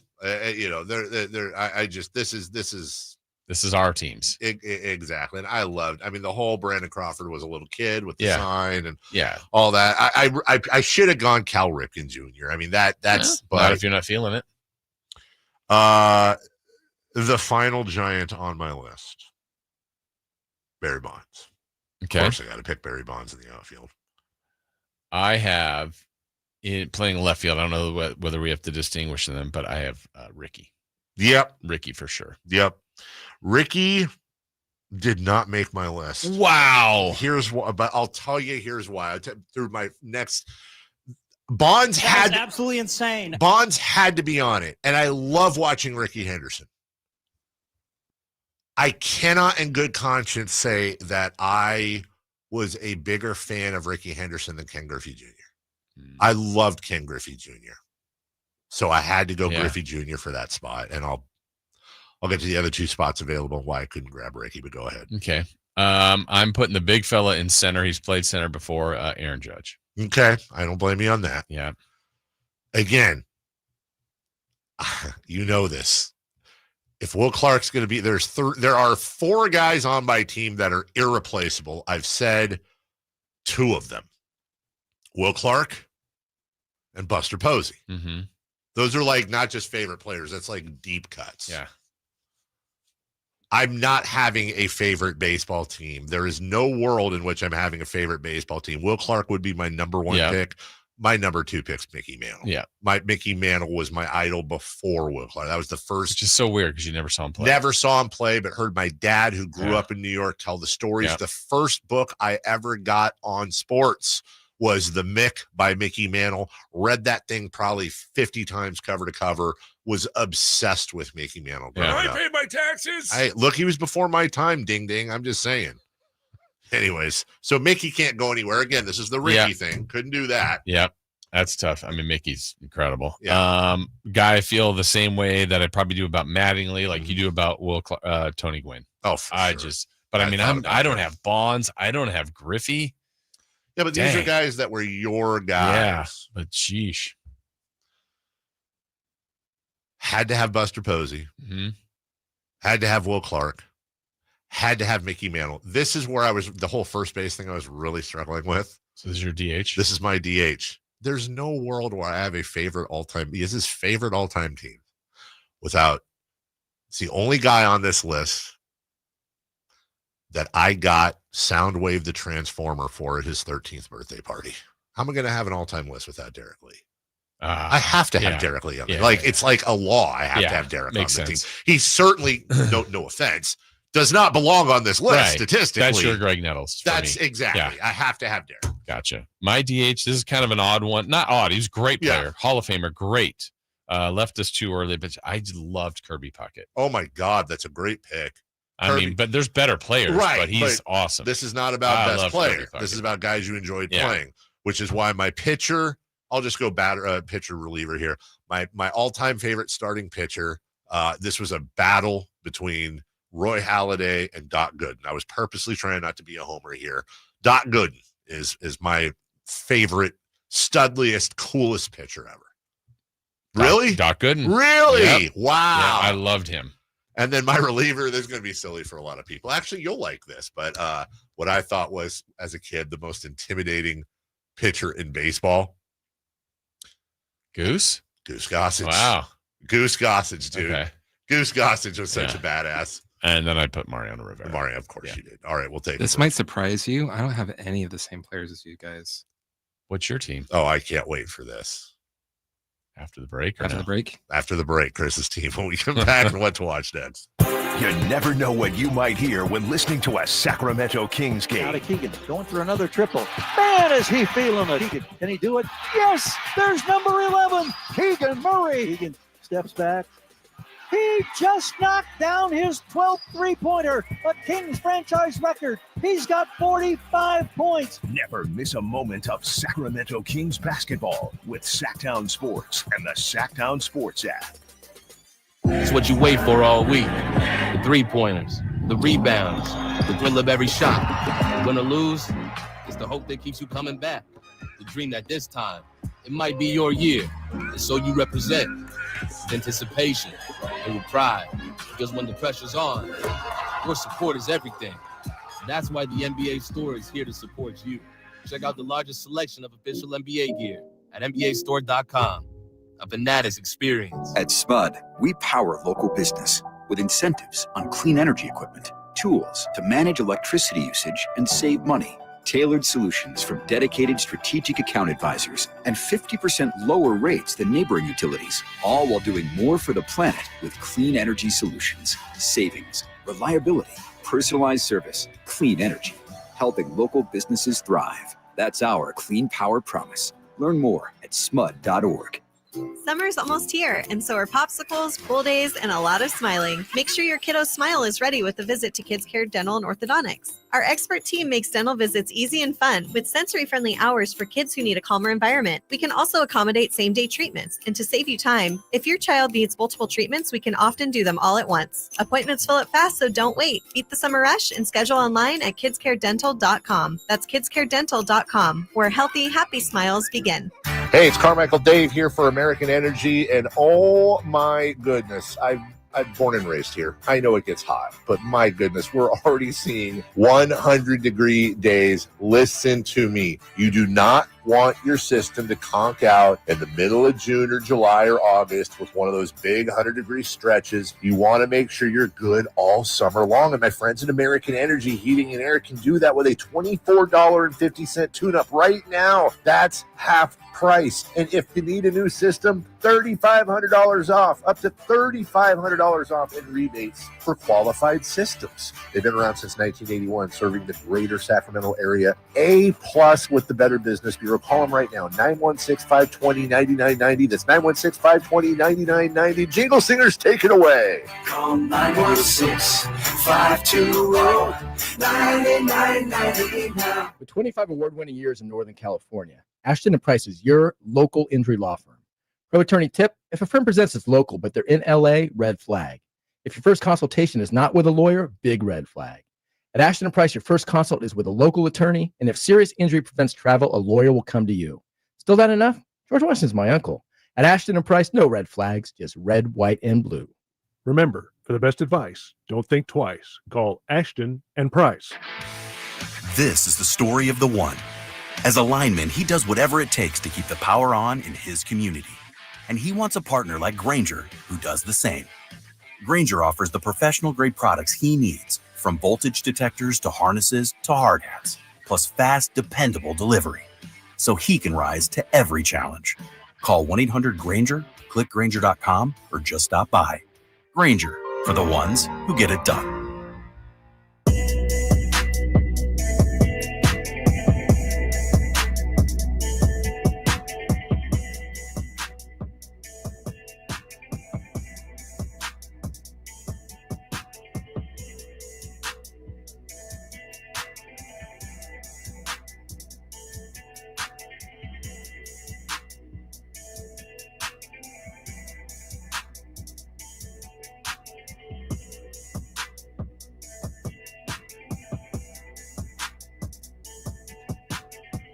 Welcome back. All right, finishing this up. Chris, we did our all-time from the 916. Dave and J. Ross all-time list was missing Ken Griffey Jr. Yours wasn't. Yeah, we literally. Mine was. It was my list. Yeah. This isn't. Ken Griffey Jr.'s a hack. No, just kidding. He's awesome. Yeah, this isn't. First off, it's not the all-time, best. It's ours. Yours can be yours. And I had Griffey, so shut up. Yeah. Like Campeo, who struggles at times to understand things. I get that, but he was very much like, no, not that. Like, no, it's not the best of all time. No, this is not the best. It's your personal. Like Will Clark would not be on anyone's all-time great first baseman. All our guys were pretty good. Yes. Just in some are Hall of Fame. Oh, yeah, my guys. All right, let's get ready for Chris's. Yeah. This is going to be the modest mouse of baseball. You said we have no duplicates? No. Okay. None. I believe that 100%. Okay. 100% I believe that. At catcher, I have Jack Parkman. Okay. At first base, I've got Luke Collins. Second base, Marla Hooch. Third base, Doris Murphy. Shortstop, Alan Yaya McLean. Left field, Juan Primo. Center field, Bobby Rayburn. Right field, Pedro Serrano. You better have this guy at pitcher. Steve Nebraska, of course I do. And relief pitcher, I have Henry Rowan Gardner. Okay. All right. He cleaned it up. Okay. Henry Rowan Gardner was a relief pitcher. Was he? Oh, yeah. That's Wait, who was shortstop? Yeah. From the Sandlot. Yeah, but where was Benny? Oh, Benny didn't have a position. And from what we understood from Wasn't the Benny movie, in the outfield? No, he just took all the positions. When someone else went to bat, he took all their positions. Now, if you look up best players, it's always going to say they're going to always pick Benny at shortstop because there is like no shortstop in movies. Tanner. Ben who's Bears. You want the rest of my burrito? Yeah. What about Kelly Leak? Oh, hold on. I'm sorry. Over Steve Nebraska? You're out of your mind. Hold on. Sorry. Kelly was not the pitcher. It was, what's her name? Oh, yeah. Hold on. Hello? Yeah. Who? Oh, my God. Yeah. No, first off, thank you for listening. Yeah, thank you. Second, you don't know who it is, Jason. Who is it? I'm thanking him. I know you. Yes, you even got shot. You literally got shot. Well, I guess he doesn't care about hitting the lights. How about when he hit the lights? Yeah, that's what he's just saying. He literally hit the lights with that Wonder Bat. Yes, and I know he gave you oatmeal back in the dugout. It's Wilford Brimley. Yeah. Okay, I'll tell him. Diabetes. You would have been. Yeah. All right. Hey, Hey, say hello to Wonder Boy too. Yeah. Okay. What's up, Robert? All right. Love you, Bob. Is that Bob Redford? Is that no? Oh, it's Roy Hobbs. Oh, huh. Not happy. Why? Feels like how do you have a full list of that and Roy Hobbs is not on the list? You're saying that Hobbs is better than Bobby Rayburn? Well, you got a whole list there, right? No, they're real players. Yeah, that's what I'm wondering. I could have picked Ken Griffey Jr. Are we missing some guys from basketball? Okay, funny joke. Haha. Australian. Now every time I think, can I be honest? Every time I think of baseball, I'm thinking of the 17th freaking fairway at Bandon Dunes because your guy. No, for real, Ernie Borgnine, Sheep Ranch. I got something for you guys before we get to what to watch. There are 17 players who have left the Sacramento Kings and gone on to win an NBA championship. Tyrese Halliburton might be 18. What do you give me that look for? This was our list, right, from the station? Oh, is it? Or was it not? Well, I just saw it on Facebook. Is that because we put it up there? I didn't look to see who posted it. Is it us? Hold on, I gotta go to. Well, because I took a screenshot of it so I wouldn't lose it. Hold on, let me see. Let me go to Sacktown Sports. Yeah, it's our list. Did you already look at it? I've looked at it, but I just thought it was. I mean, I think you should. It's worth reading because some of it is like, by definition, yes. Yeah, but not really. Like, okay, Mitch Richmond with the Lakers. Right. Barf. Corliss Williamson with Detroit. Mm-hmm. Tony Massenberg with the Spurs. Jay Will with the Heat. Scotty Pollard with the Celtics. Eddie House, same year with the Celtics.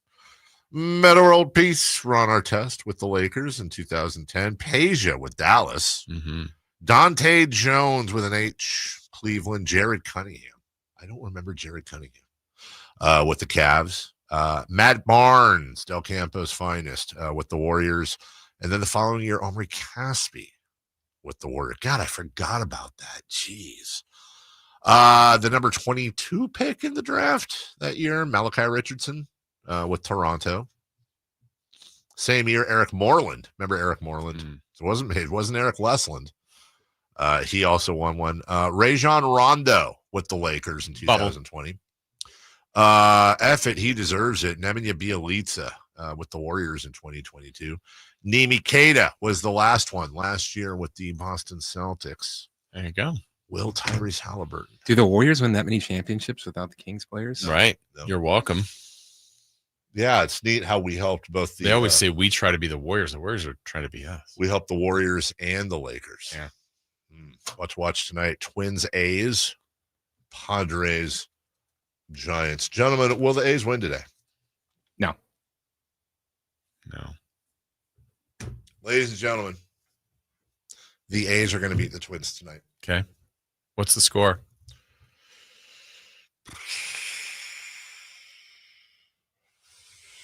7-5. So you better get some runs on that. 7-5. Okay.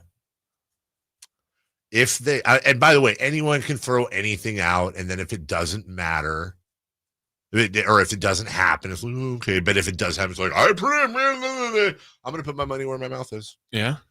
If the A's, who have lost 18 of 19, do not beat the Twins tonight, there will be a special Wednesday edition of donuts provided by Chris. No, I'm just kidding. I'll bring them in.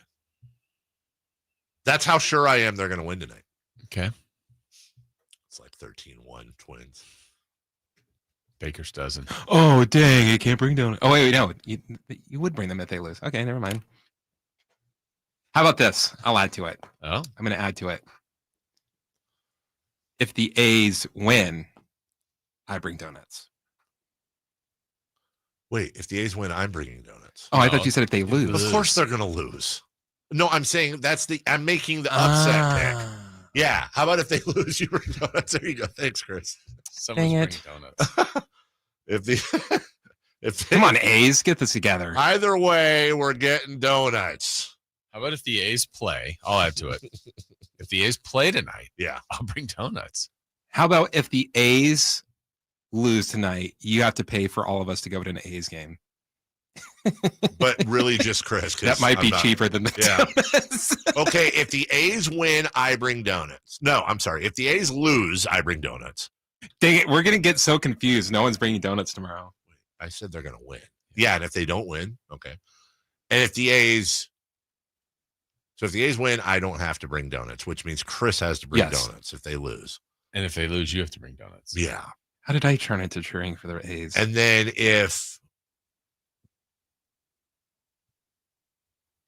here we go. Yeah.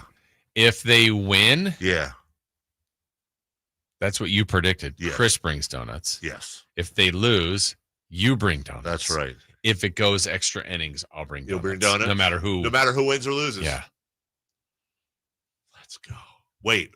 It doesn't matter at that point. Extra innings. Okay, so because there's got to be something where I bring donuts. If there's so we're not in a situation where if it's extra innings and they win, we're both as soon as it goes extra innings, you guys are out. We're off. We're out. I'm bringing donuts. You're bringing donuts. So I'm off the hook. They could lose. Doesn't matter. But if they lose, you're bringing donuts. That's right. If they win, Chris is bringing donuts. Extra innings. You're bringing donuts. Okay, I like that. You have the least likely odds. I do, but you guys. Can I add one thing to yours to even it out? Sure. To even it out. What else am I bringing? Okay. No. I'm saying you bring donuts either if they go to extra innings, and you can choose between these. Okay. Extra innings or a shortened game, and or Mason Miller save, and or Brent Rooker home run. You can pick one of those three as your other trigger. Extra innings. Okay. Well, no, I'm saying besides extra innings. It'd be extra innings and or. No, because it has to be. Wait. Because if Mason Miller gets a save, that means the A's win. Yeah, but if they win, Chris had to bring donuts. Yeah, but but Mason Miller would trump everything. Oh, I'm just being unfair to you. If no, I'm doing the extra innings. We'll take a break when we come back.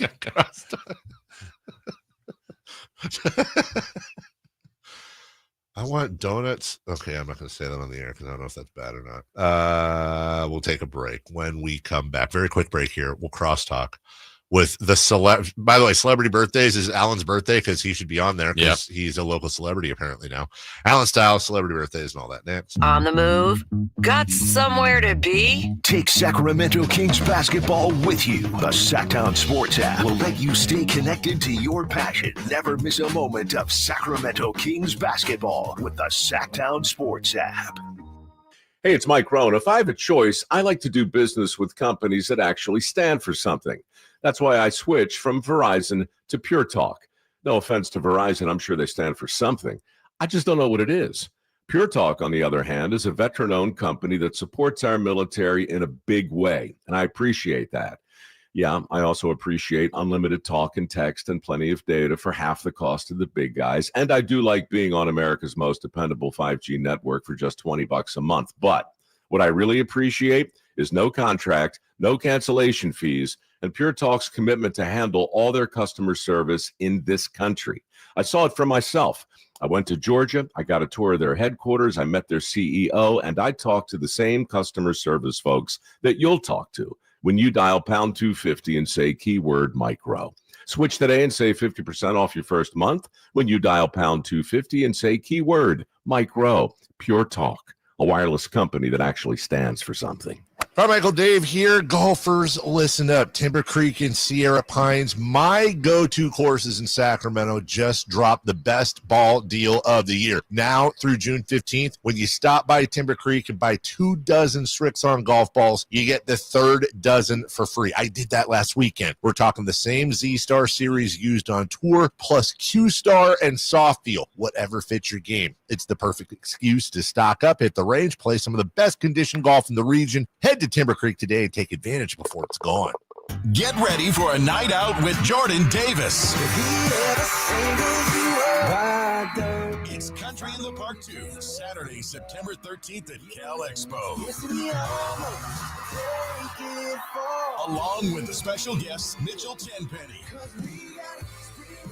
Locash, Vincent Mason, and Abriana. Make it a family day out with food trucks, games, dancing, and more. Saturday, September 13th at Cal Expo with Michelob Ultra. Tickets are available now at CITPFest.com. It's time for the news of the day. The latest headlines, the biggest stories, hard-hitting analysis. Yeah, this is none of those things. And now, here's Carmichael Dave and Jason Ross. Yeah.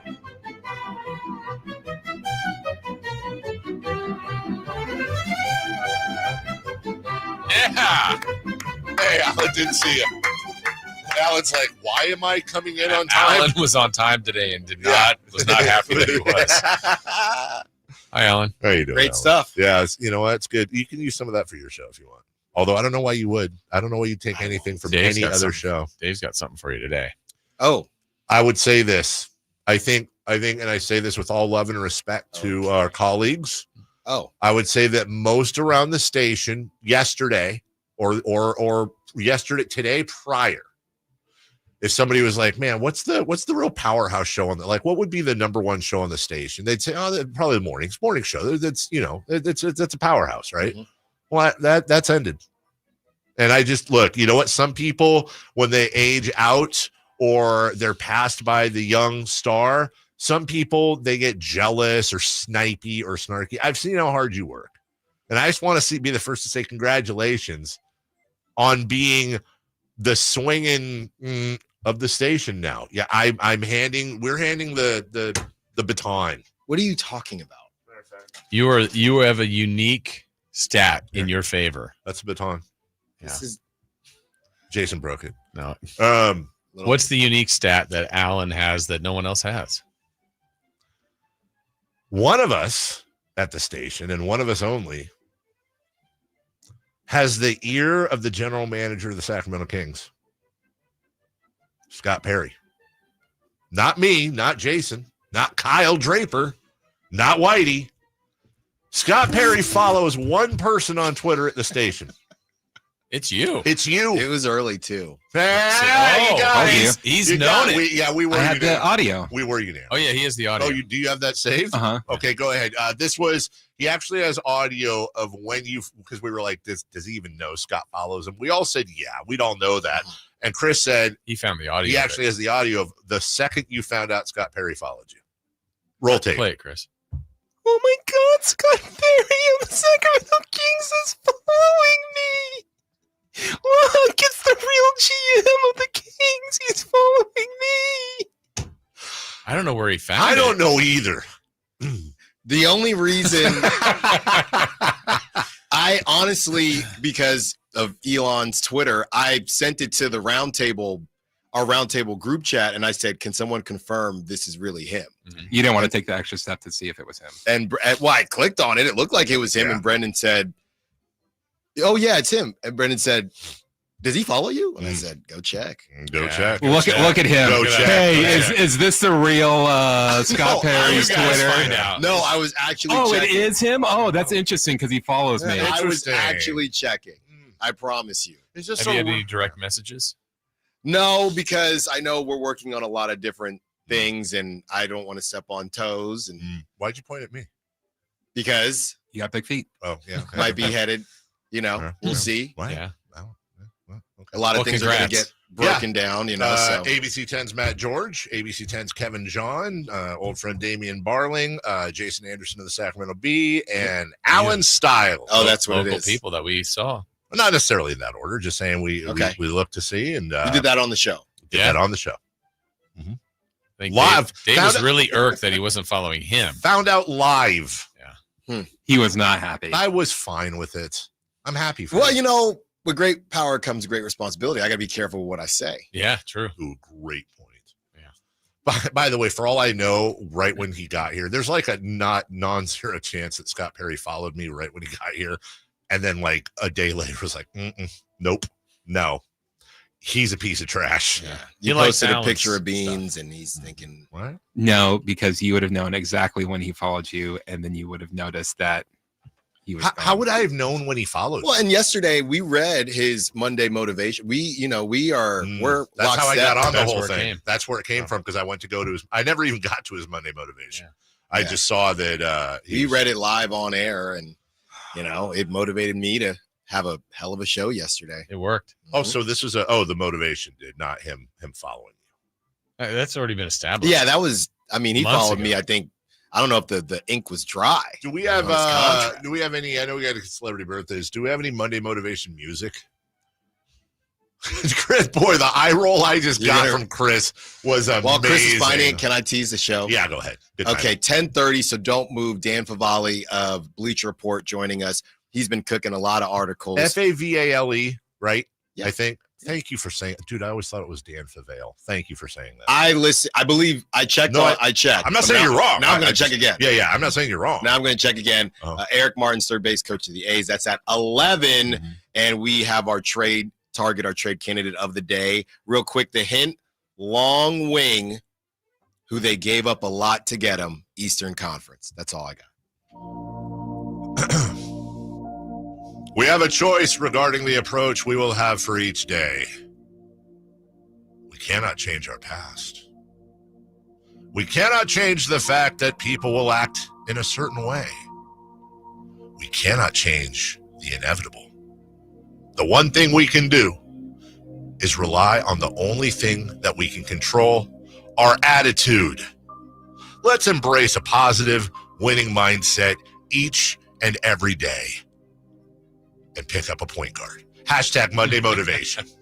That's pretty good. Yeah. That's pretty good. Thank you, Chris. Celebrity Birthdays brought to you by Crumble Cookies. God dang, I need some Monday motivation. Hey, how about stuffing a crumble cookie down your face? Woo! Back to you.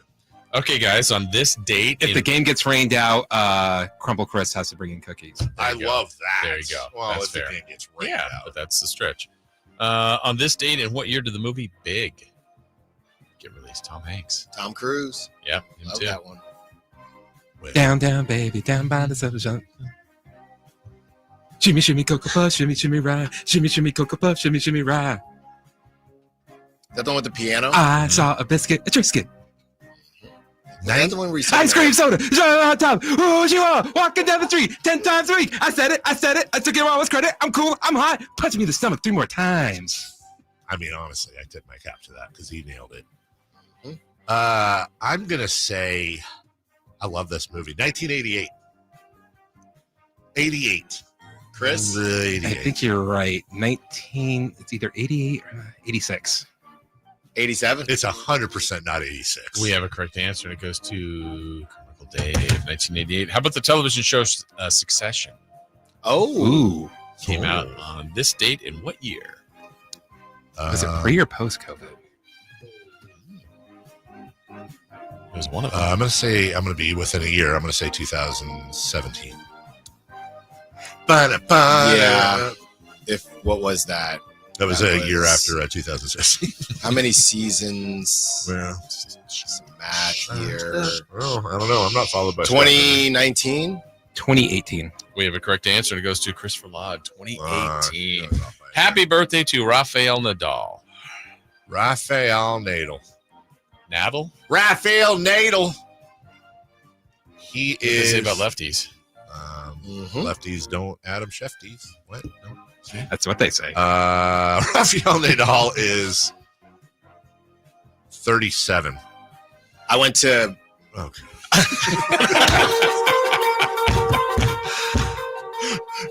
No, go ahead. You went where? I was at a camp. It was IMG camp? Academy back in the day, right? Yeah. Really Awesome. early before they were huge. Can you check if you follow us? And there were these tennis guys, because it was baseball, tennis, things like that. These tennis guys swore that Rafael Nadal, this is when they were both in their prime, could beat up Albert Pujols in a fight. They're tripping. I know. They're tripping I know. hard. I'll never forget Call that. them, find them, call them, and tell them they're stupid. Yeah, get them, have them to where you can't get them winded. Yeah, I can see that. What did you guess? 37. No. 39. 38. We have a correct answer. Goes to Alan Stiles, 39. Anderson Cooper. The gray. Ooh, one of the Vanderbilts. The Gray Dane. Say 61. 63. Now that's a silver fox. What did you say? 61 and 63. 62. Davis closest 58. And let's finish with Al Horford. Now here's a guy. Al Horford is 39. 38. In the middle of a jump shot right now. 37. We have a correct answer. Goes to Carmichael Dave. Wow. Kind of cleaned up there. Anything else from the show you want to talk about coming up at 10 a.m.? The one thing. Live and local. With everything 49ers.